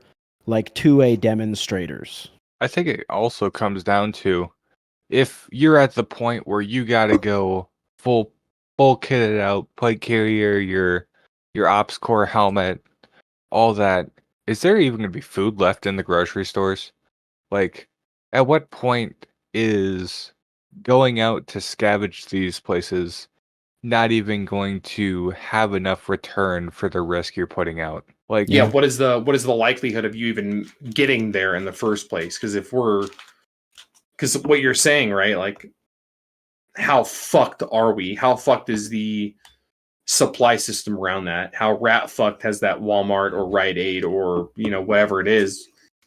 How much stuff is left? How much shit is taken? Is the power even on? Can your vehicle even work? Has all the gas been siphoned out of your local gas pumps? Like, there's so much, I hate to say it as a military term, but wargaming that can be played, where it's like, it's a giant what if. And I think there should be a point where you just say, this is what I'm seeing, I'm going to run for it. But expand on that more a little, Kmart. I feel like if things are getting to the point where it's like, oh man, I don't know if I'm going to make it back from Walmart, I don't know if I'm going to make it back from Target, that I need to have my plate carrier, is the risk of me going to Target as opposed to trying to find food out by hunting or other means worth it? Like, is the risk I'm putting myself in there for, maybe I get a can of beans, maybe I get some stale chips? I feel like by the time we get to the point where you need all of your kit, like full kit, full overt, you're not going to be needing to go and put yourself in those scenarios. Things to the point where it's, all right, now I either have my food storage, or I've got my area where I'm going to hunt, I've got my garden, or am I going to have to rob my neighbors for it? Because there's no food in the grocery stores anymore. You bring up a good point as far as the grocery stores is concerned, and I think that us using a grocery store as kind of the setting for our scenarios here potentially kind of takes away from the from the spirit of the either the argument or the illustration. We all lived through COVID, and we all know how quickly toilet paper flew off those shelves. Think that, but food. I think that's about as close as a guess as anyone could realistically have towards a situation where the supply trucks, they stopped coming in because there is either mass social unrest or a collapse of the infrastructure to a degree, and there's no telling of when that's going to be back up and running again, if ever. So yeah, I mean, if you do, and Kmart, you bring up a great point there. You got to count the cost of why you're going out. If you're going out just willy nilly, just for the sake of doing it, you're doing yourself a disservice. You're opening yourself up to bad things happening to you, where it never would have happened in the first place if you would have stayed just with the rest of your people in a defensible position with whatever resources you happen to have at that time. You don't want to open yourself up to bad things happening and coming upon you, or potentially having people track you back to, when you're making your return trip, and them finding you and everyone else, and then coming up with their own coordinated assault to try and take whatever it is you happen to have. And obviously what I'm describing, this would be in a scenario that goes beyond mere social unrest like we have currently seen. This goes into, levels of actual collapse beyond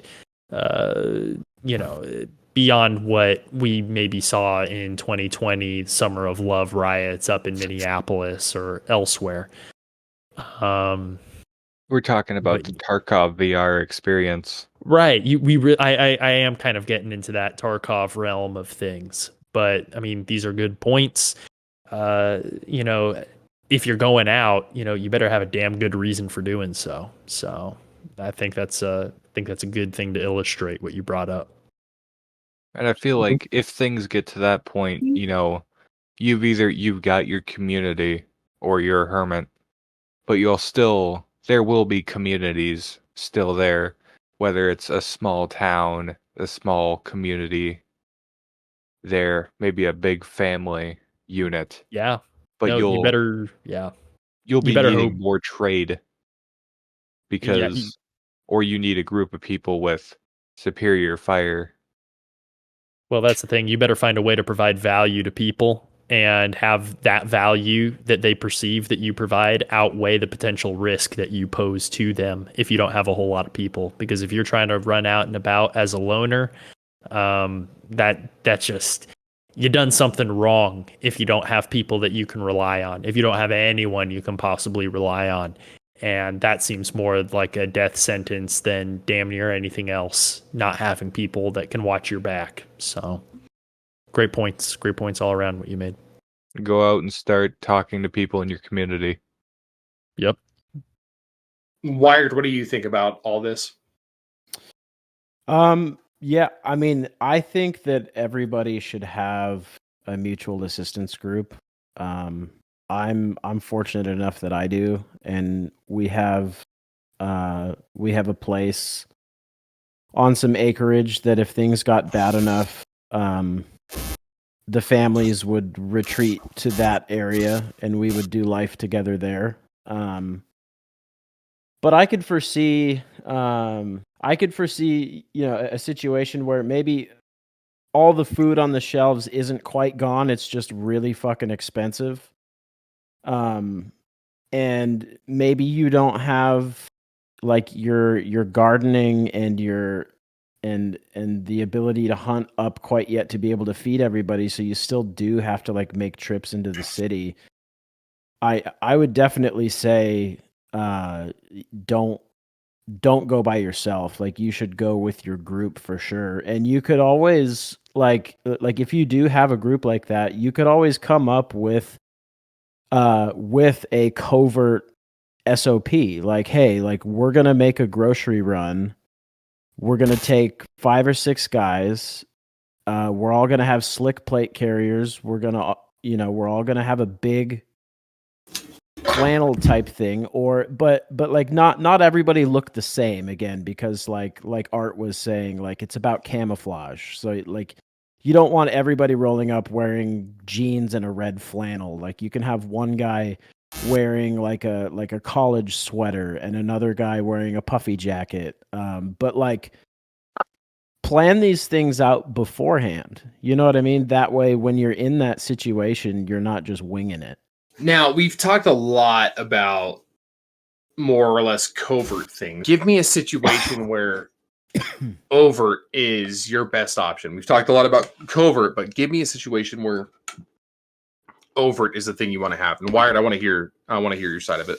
Yeah, so like in my case, if things got bad enough, we go to a predetermined location, right? And our families are going to be there.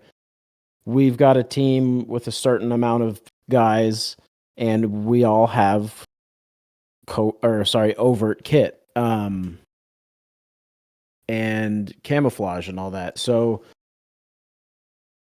the situation for an overt loadout would be, the place that we're going is quite a bit, quite a ways out from like the main city. So, it would probably take some time for, and again, this is all like fantasy LARP, but like it would take some time for people from the cities to make it out that way. You know what I mean?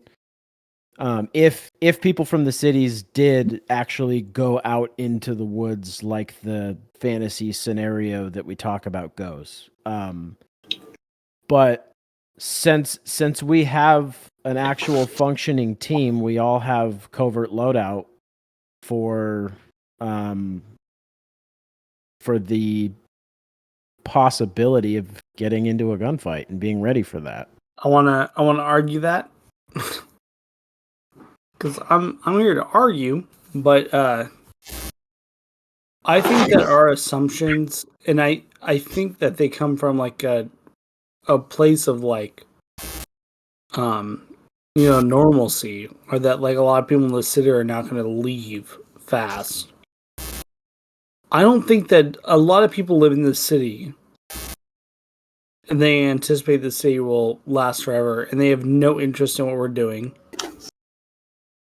But I think that enough of them are like actually able to comprehend things are bad, they have to leave. I think that them spreading out outside the city will happen like if things went bad, like the power went out or whatever, and there was no news because there was no. Everyone's fucking memeing on me. I'm done. I have no opinions. Just kidding. No, dude. No, You're making. Gosh. Some of the most enjoyable conversations, chat, dude. Someone should the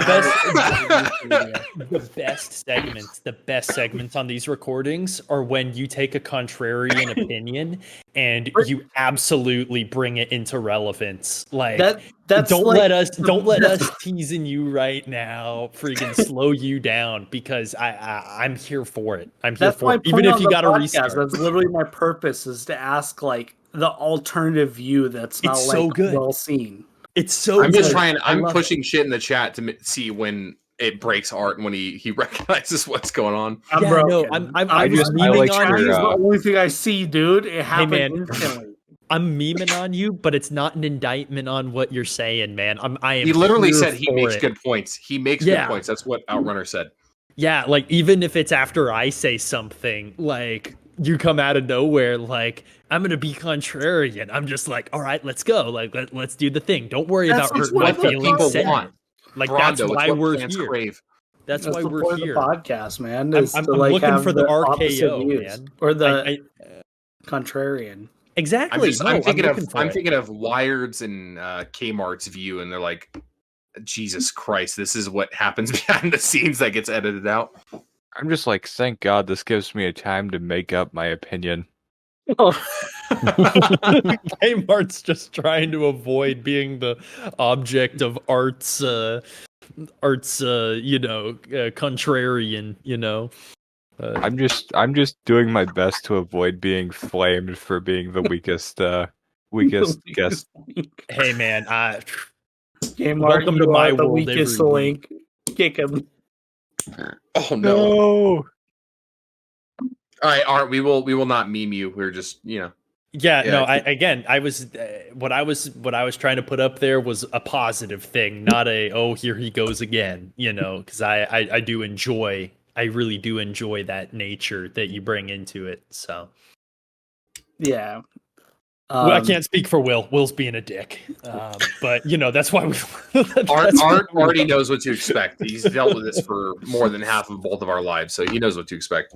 All right. Well, hey, Art, please, for the love of everything, take it from the top because you were spitting, and I think that the folks really would enjoy it. Well, if I don't know, I got halfway through my point. I feel like people could argue with me at this point, but it's like Take a deep breath and send it. I don't need to. My brain's functioning nonstop. That's one of the problems with me is I'm always considering alternative outcomes, and that's kind of. I hope it's what I bring to the channel, but if it's too much, someone just say it's too much. But it's I'd argue that's good. I mean, yeah, the everything world right is now unpredictable. So like the weird thought is something that's worth considering. Like in my opinion. And I too am a paranoid schizophrenic. Don't fuck, dude. The voices are telling me I gotta get this out right now, dude. And a lot of these scenarios that we're depicting, it's all speculative. It's all speculative based off of what we have seen and what we're currently, a lot of the stuff that we're currently talking about, we haven't seen in the US for a very long time, at least not on a mass scale. Maybe you have the Chaz or the Chop, whatever you want to call it, up in Seattle. Maybe you have Minneapolis, right, during 2020 summer, post George Floyd incident. Maybe you have Kenosha with Kyle Rittenhouse. These are all flashpoints and really isolated incidents of, something a little bit more than the standard social unrest. But we all see it on the horizon. It's not like this podcast, I don't think would exist, frankly, if we weren't all really worried about things that are a whole lot worse, like maybe what's going on in Venezuela right now, from potentially happening, So I think that it's really important to be that guy that says, hey, what if? Because that sparks a whole nother line of questioning. We're all here. It's what we're here for. Let's talk about these things. Let's really kick that can around and get to the bottom of get to the end of a thought and come up with something that maybe folks might take something positive away from or maybe find direction from. I mean, that's, why else would we be here? So, I think I formulated my thought a little bit better. So in my case, and kind of like what you were saying, civilian principles is like everybody's got a scenario in their head and everybody's preparing for something different, right? Or maybe we're preparing for similar things, but everybody's view on it is going to be a little different and subjective. But in my case, I have a place to go that will be multiple families on a certain amount of land, right? And again, this is if things really get that bad. It might not ever get that bad. But when we're not gardening, when we're not building stuff, when we're not, managing waste and stuff like that, some of the guys are going to be pulling security on the property, and that's a perfect time for overt loadout and camouflage, because essentially the guys pulling security are going to be doing like little recon patrols every day, making sure that there aren't other people encroaching in on the place that we're staying. Yeah, no, I mean, absolutely. Like, there's God, there's so much I want to say on this whole thing. Or do you think that's like a pie in the sky type scenario? No, I think for every person, their scenario is going to be a lot different. I think this kind of falls back into the whole general purpose rifle, general purpose loadout, whatever. Everyone has their different need and everyone has what they envision happening. They just have to understand that, is it possible? Is it a reality or is it a fucking fantasy? And I think a lot of people get held up in the fantasy. So if you're able to say, yes, I have this, if this happens, this is where I'm going to go, and whatever, and you've put thought behind that, you have a plan, that's reality. I think the people that say, I'm just going to fucking loot if something happens, I think that's where we live in a fantasy where it's like, you can't just depend on, if something happens, I'm going to fucking go to my neighbor's house and take whatever the fuck he has. So I think what you're saying is very appropriate, as, you know what you're talking about. Your outcomes to certain things, and what's going to work and what's not. I think what you are saying is correct. I think, I don't know. I believe in what you're saying. If that's making sense to you. Yeah. I think if you're gonna start raiding people's homes, start with the child predators. They're on the list, and it's not as morally ambiguous. I think you should watch out for the child predators, because while they can't own a firearm, they can own black powder guns, and I don't want to get shot by a fucking Manet ball at fucking 15 feet and get lead poisoning. No, I don't want to take a round from a freaking shockwave through the guy's front door. I will say, and I'm going to leave this in the podcast because I firmly believe in it. Pedophiles should not have rights. I'm gonna state that. Agreed. Agreed. That's it. We're banned off YouTube. God bless. Fuck it. We stick to Spotify for the podcast from now on. Joe Rogan has said some wild shit. I'll fucking stick to Spotify. No, I believe it. Yeah. Pedophiles don't get to live. Sorry. I understand where it's like things happen where it's like someone makes a false accusation. If you're 100% just dead ass guilty, nope. See you later. Like that should be it. I don't know why this popped in my head. If you guys want a good show to watch, and the people listening, The Outsider is fucking phenomenal. It came out during peak COVID of 2020.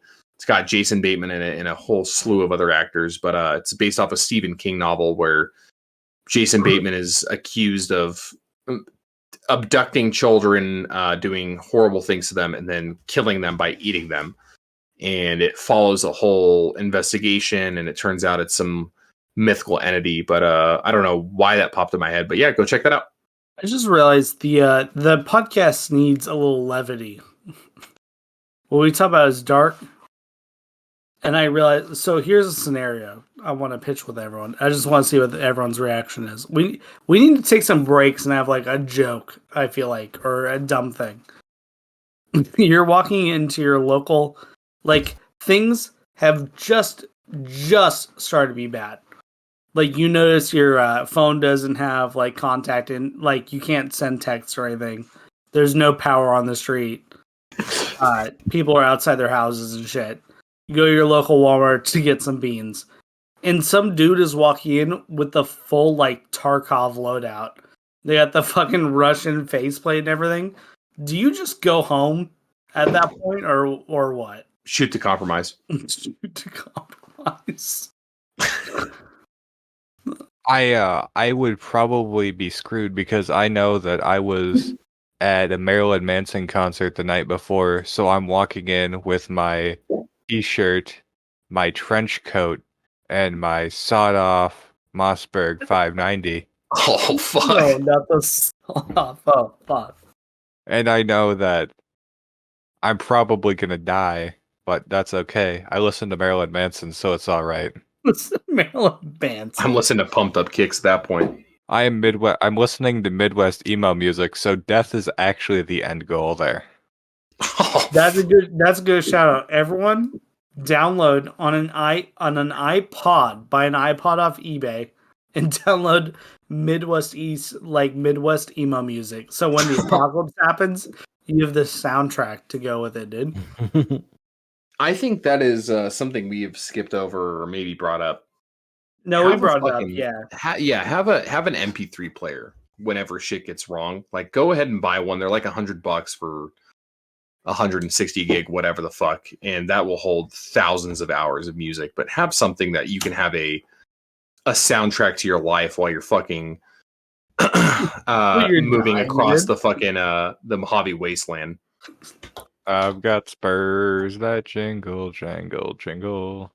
That jingle jangle. Imagine hey, also don't listen with both ears. Leave one open so you can hear your environment, dude. Actually, just carry around a JBL speaker and blast it so people know not to fuck We're with you. recommending this, and some dude's gonna be listening to that song like fucking dancing in the fucking middle of nowhere desert and just get clapped. He's gonna be like, "They told me to do it." They're gonna be Well, he's not going to be saying that. He just got clapped. He's going to be. Noise sitting discipline, on the edge bro. of a bridge, just kicking your feet while you're fishing for catfish, listening to your Fallout New Vegas soundtrack, and some jerk with a high point yeet cannon's gonna come and give you one to the back of the dome. Like, just keep one ear out. Hey, that's a good way to go, dude. Listen to the Fallout. Just download the Fallout Diamond Radio on YouTube as a fucking whatever the soundbite is. Put it on your iPod, bro. God bless. What is the small Instead one? of Does anyone that- remember what the small one's called? The 'Cause you can buy Nano? those on eBay. The Nano, dude. Put it on the Nano. Or no, it was Oh, sorry, yeah. it's the iPod Shuffle, the super Shuffle. small one that's like the Dude, size of can a I- fucking micro Can I penis. go on a schizo rant for like 10 seconds? Yeah. There are so many movie references I wanted to like hit based on what we've been talking about today, and it just hasn't come up because we've been like talking about really deliberate things. One, do the iPod. It's like if you've ever seen the Book of Eli, that shit fucking saves your ass, dude. Like listening to it's literally like a predominant part of the movie Book of Eli, and it makes a lot of sense, dude. Having that music really like will benefit your spirits and your soul. Two, we talked about hunting in the very beginning. It's heavily implied in Red Dawn by the fact they go to a hunting cabin that they're familiar with, that they're all hunters, and that's part of why they do better when they create the resistance movement, the Wolverines, is that they have experience hunting. That's not blatant in the film, but if you pay more attention to it, it is. And there's one more. Oh, the newest one is like, this is the really schizophrenic one. The new rendition of Red Dawn, they are clearly Chinese soldiers. They changed all of the fucking flags and patches and shit in CGI to make them North Korean. Look into it. It's fucking wild, dude. They basically realized they couldn't release in China if they did that, because China said they would like block it, and they changed it all to North Korean. But that's why they're wearing Chinese camouflage and shit. Did they change Did they change the language from Korean to Chinese from all the dialogue? I don't know, but I'm assuming it's really wild. Wonder how much that would have cost them. Yeah, I'm assuming they didn't it had to because cost them. Americans are too stupid to understand the difference. Right. That's But the also- Chinese that's aren't, a and good that's why they're point. changing the flags in the first place, though. You Yeah. know, I mean, they're not changing the flags for the American audience. We don't care like what country they We'll are. fight but anyone. 2 world wars. The Colt 45. Back to back, baby. I didn't God put bless. myself $20 trillion in debt We to come won. in second We won place. Vietnam, dude. We just quit before. Cut that out. Cut that out. Don't fucking put that in there. Don't cut it out. Just censor the whole thing. Yeah, just put So it's- bleeps. Just bleep. We did lose Vietnam, followed by bleep. Yeah. Actually, that's hilarious. Do that, please. That's so I think Time out. Does anyone else have any like points they really wanted to make? iPods are dumb. What you need to do is you need to burn your music onto a cassette player, and they get a very comically large boombox from the 1980s, and then strap it on the back of your donkey so you can listen to your Fallout New Vegas Tactical radio donkeys, bro. and Tactical buy a donkeys, lever bro. action. If you're gonna listen to the music, you have to live it. Buy a lever action rifle. or a fucking Colt Peacemaker, at least, right? That's your secondary is Yes. a fucking Colt Peacemaker. I feel like we really like hit, unless anyone has anything specifically want to discuss. I feel like we really like fucking hit the topic, dude. I feel like there's only one really important time to go covert, or not covert, go overt, and that's $1 a night at the local Applebee's. You need everything you got. The full like Russian Adel helmet, your forced reset trigger, M249 clone. I've seen how bad that gets. You gotta your blue jean operator fucking inspired civilian RPD loadout, which is just a 16-inch M4 with a fucking goddamn drum. drum mag. Yeah. The drum. whatever you do not wear a gray Demolition t-shirt. Oh fuck! We've hit that point in the night where everyone's like, "I'll say anything to make this podcast end." Wired, Wired you got tough, say the anything N-word. before we close it out? Legit, Wired. Do you have any points that you want to make? We'll go over them. Like it's not. I mean, I don't think we heard from Kmart about when are you gonna rock overt kit? Like, what would constitute that being a choice for you? Overt kit would be like worst case scenario. I feel like once things have completely hit the fan in the city, the people are starting to come out into the rural areas.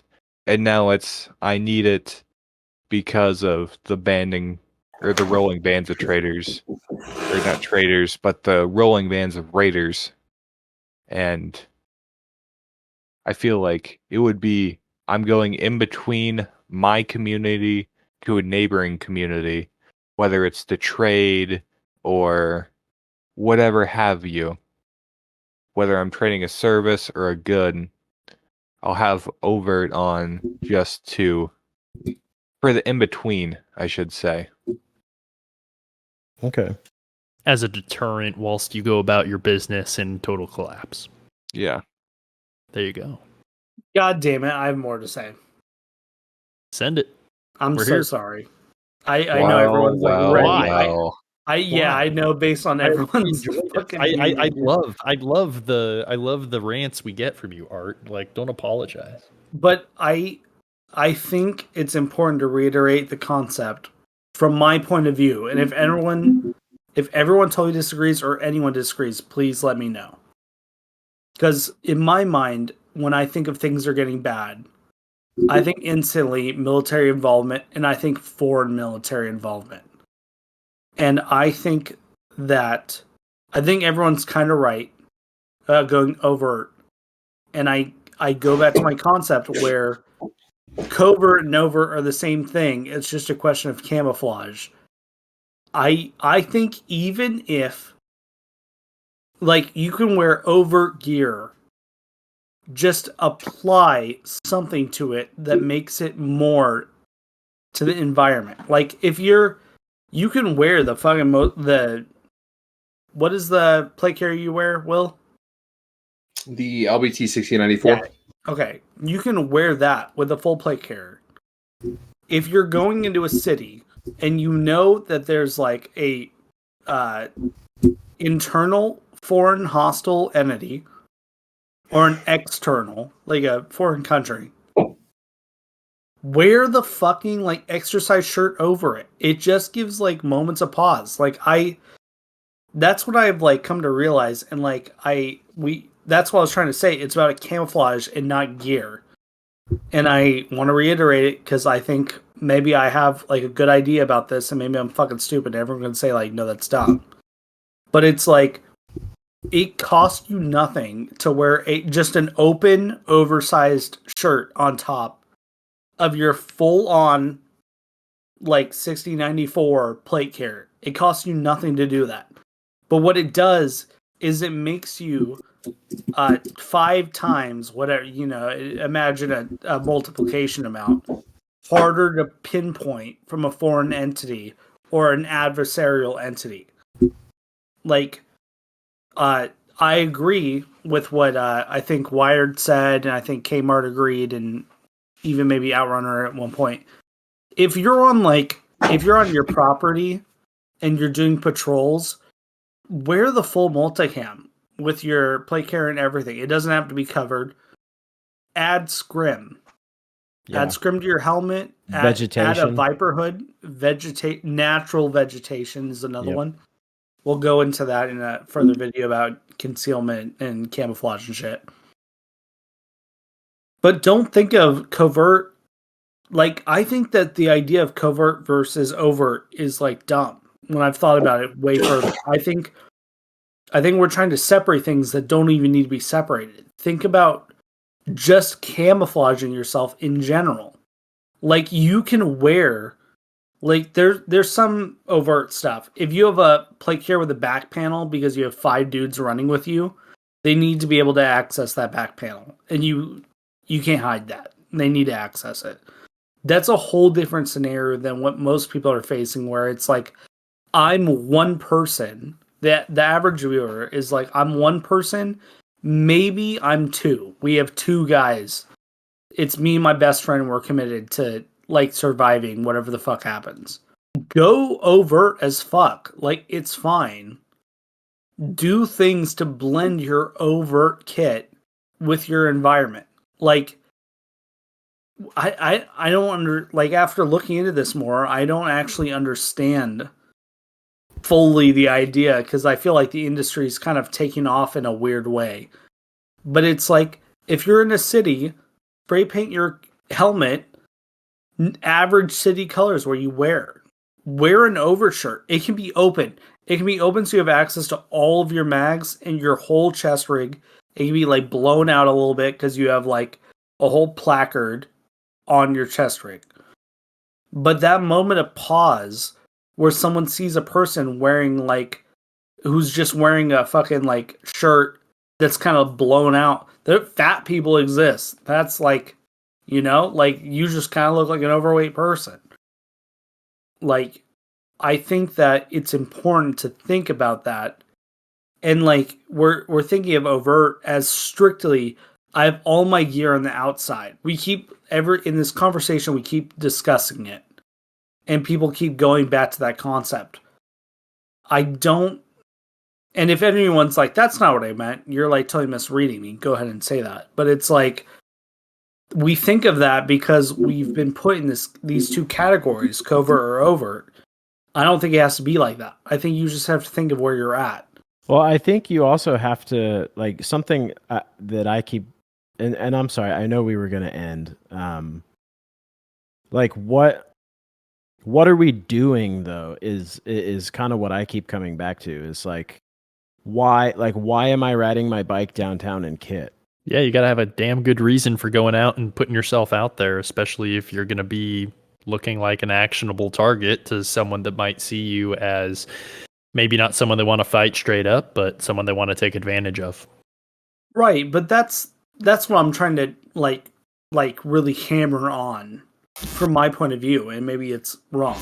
Like, I keep saying that, and someone could disagree with me. Is if you are in that scenario where you have to be downtown, like, if you're like where I live, there's a lot of mountains.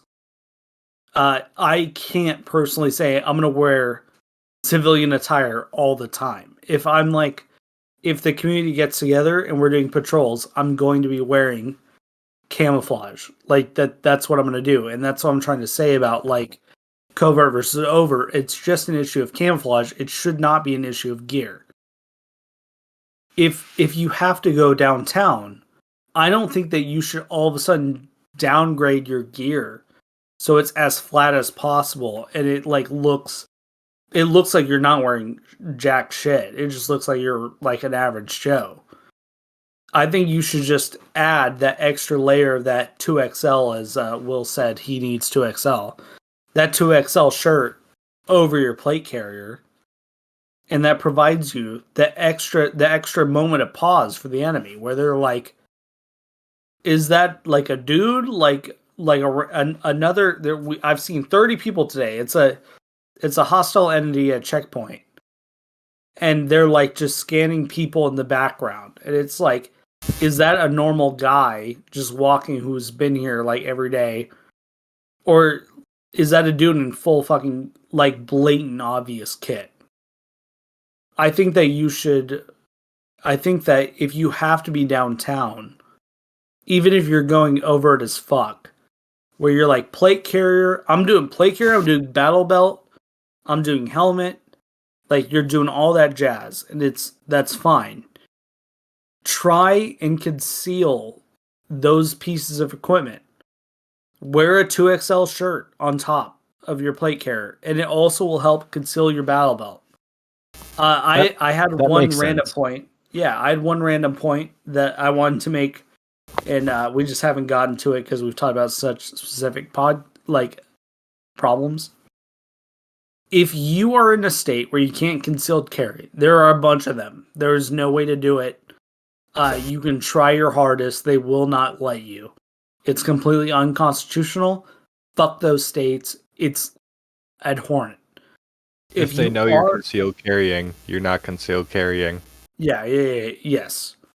Well, we talked about that earlier, which is like, if things start getting bad, who gives a fuck? Like, we talked about that.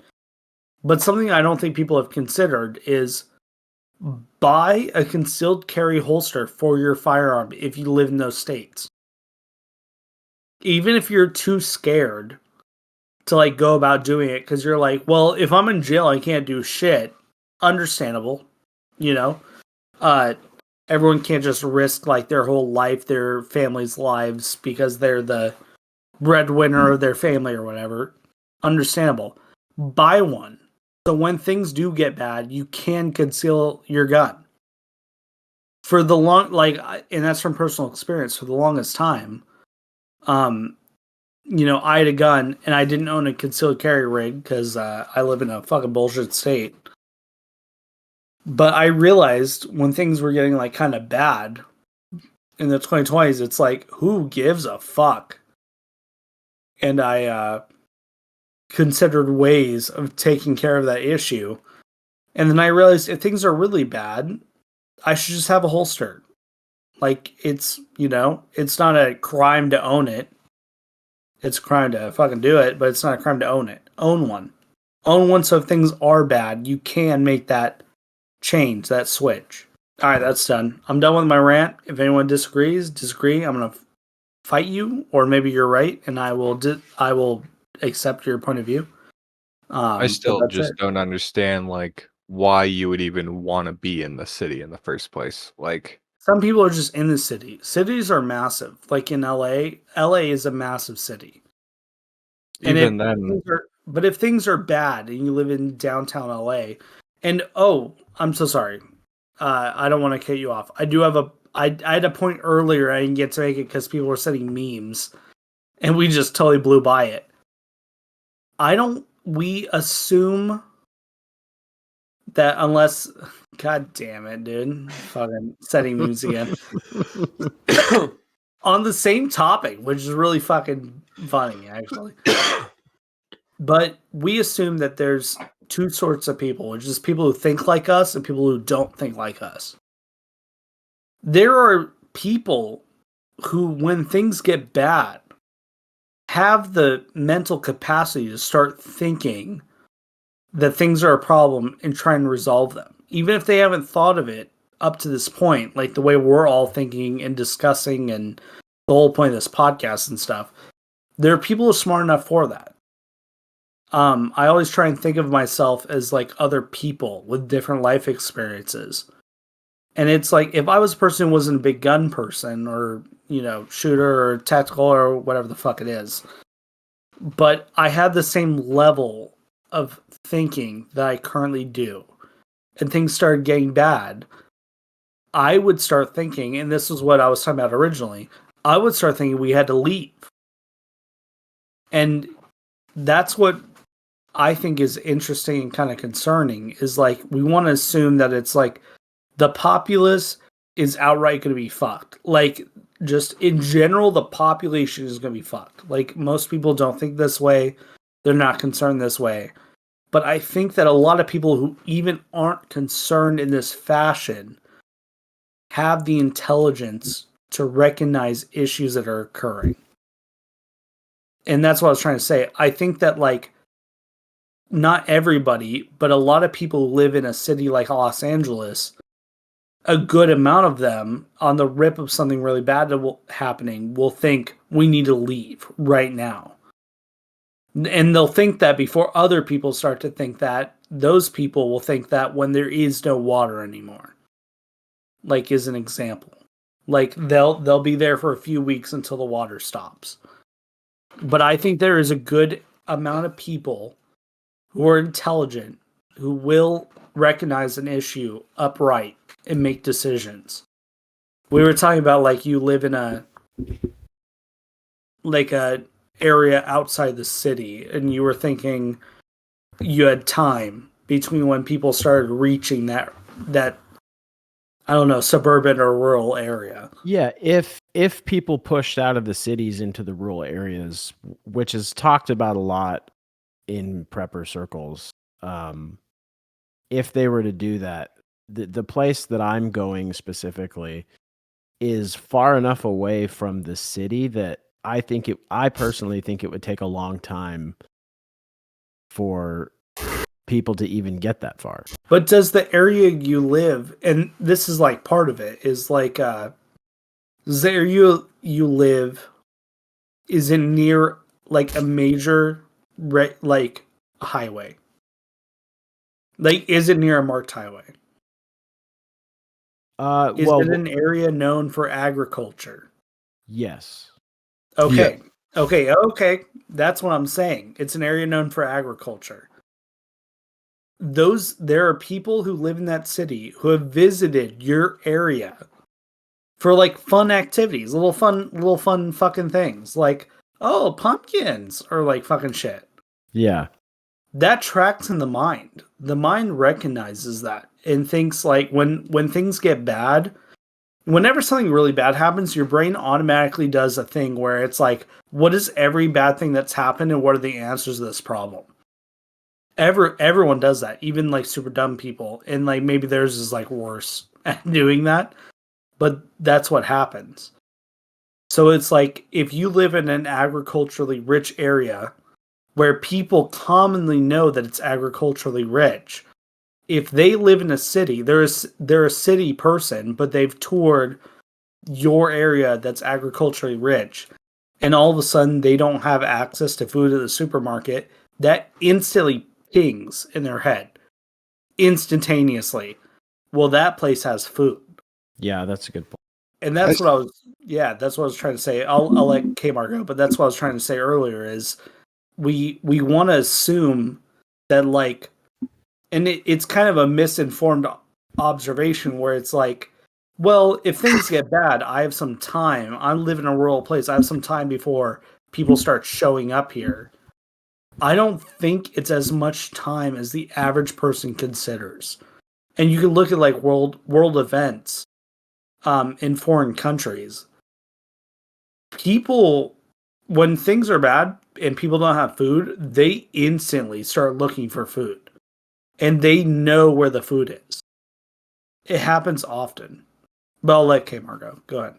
I think it'll take at least a couple of days, 2, 3, 4, before they would get to my position.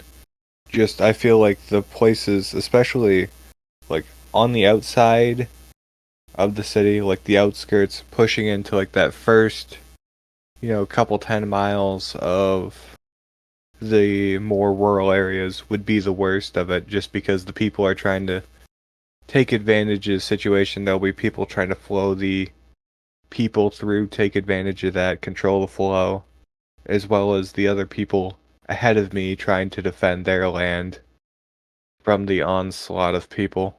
Yeah, and to bring it back around to when I was asked about overt kit, that is the exact situation where I would wear overt kit, is people pushing into the rural areas looking for food. That is when you'd want to start wearing it, just because then it's like, all right, well, now it's game time, The people are starting to show. I gotta get my DMR. I gotta start letting people know this is not where you are meant to go. Go somewhere else. Look for the blue helmets.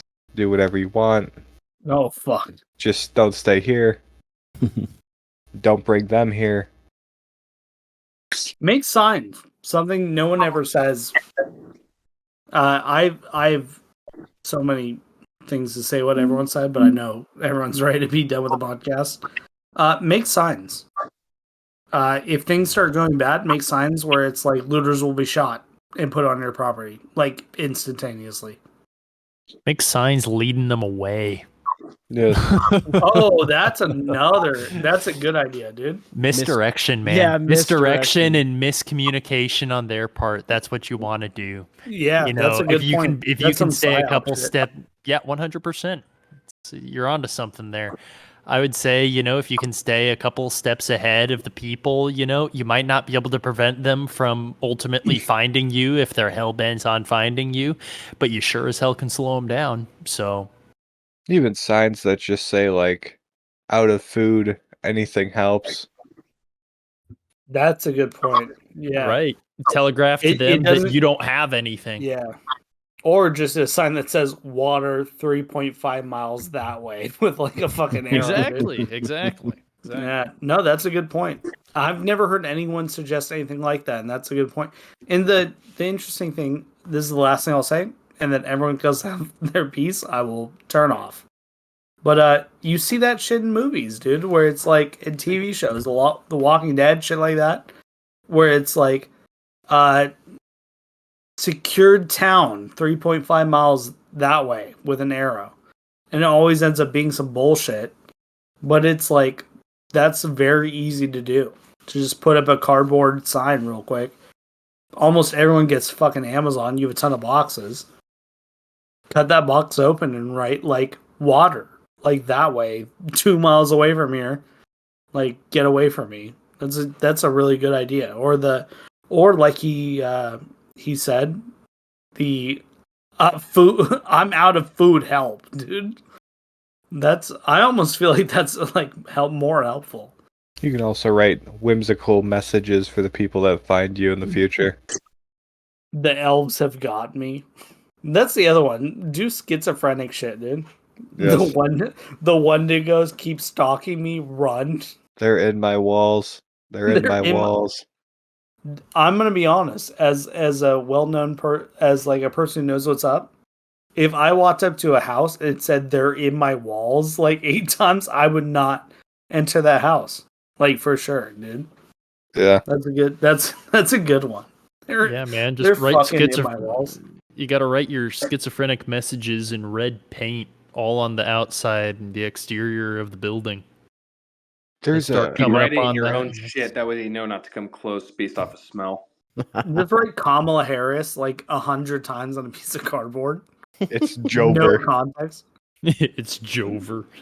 Joe Biden 100 times on a piece of cardboard, no context. That would keep someone away from your house, dude. Just start writing Kilroy was here over and over and over again. Breaking out the classics. Yeah, I'm gonna say this right now. If things ever go to shit in America, if I don't see Kilroy was here on random fucking places, I'm gonna be upset. I'm Just looking spread- forward. Yeah, I'm looking forward to that. The viewer better fucking do that. Yeah, Spray viewers, paint that's your giant task. phallic images on walls, and that just invite people in. Just a giant schlong across like the wall of your house. It's just like, come on in. But it has to be spelled C-U-M. I'm gonna look at that as a sane individual, and I'm gonna be like, you know what? No, this guy is gonna kill me and eat me. Well, everyone, thanks for listening to the Civilian Principles podcast. My name is Will, and I'll leave it off to everyone for some closing advice, some dad advice, or whatever you want to call it. So I'll start out with Art. Hi, I'm Art, and I totally derailed the fuck out of this podcast multiple times, and I'm sorry. Okay. OutRunner. Yeah, look out for your family. Call your mom, call your dad, brother, sister, whatever. Let them know that you care about them.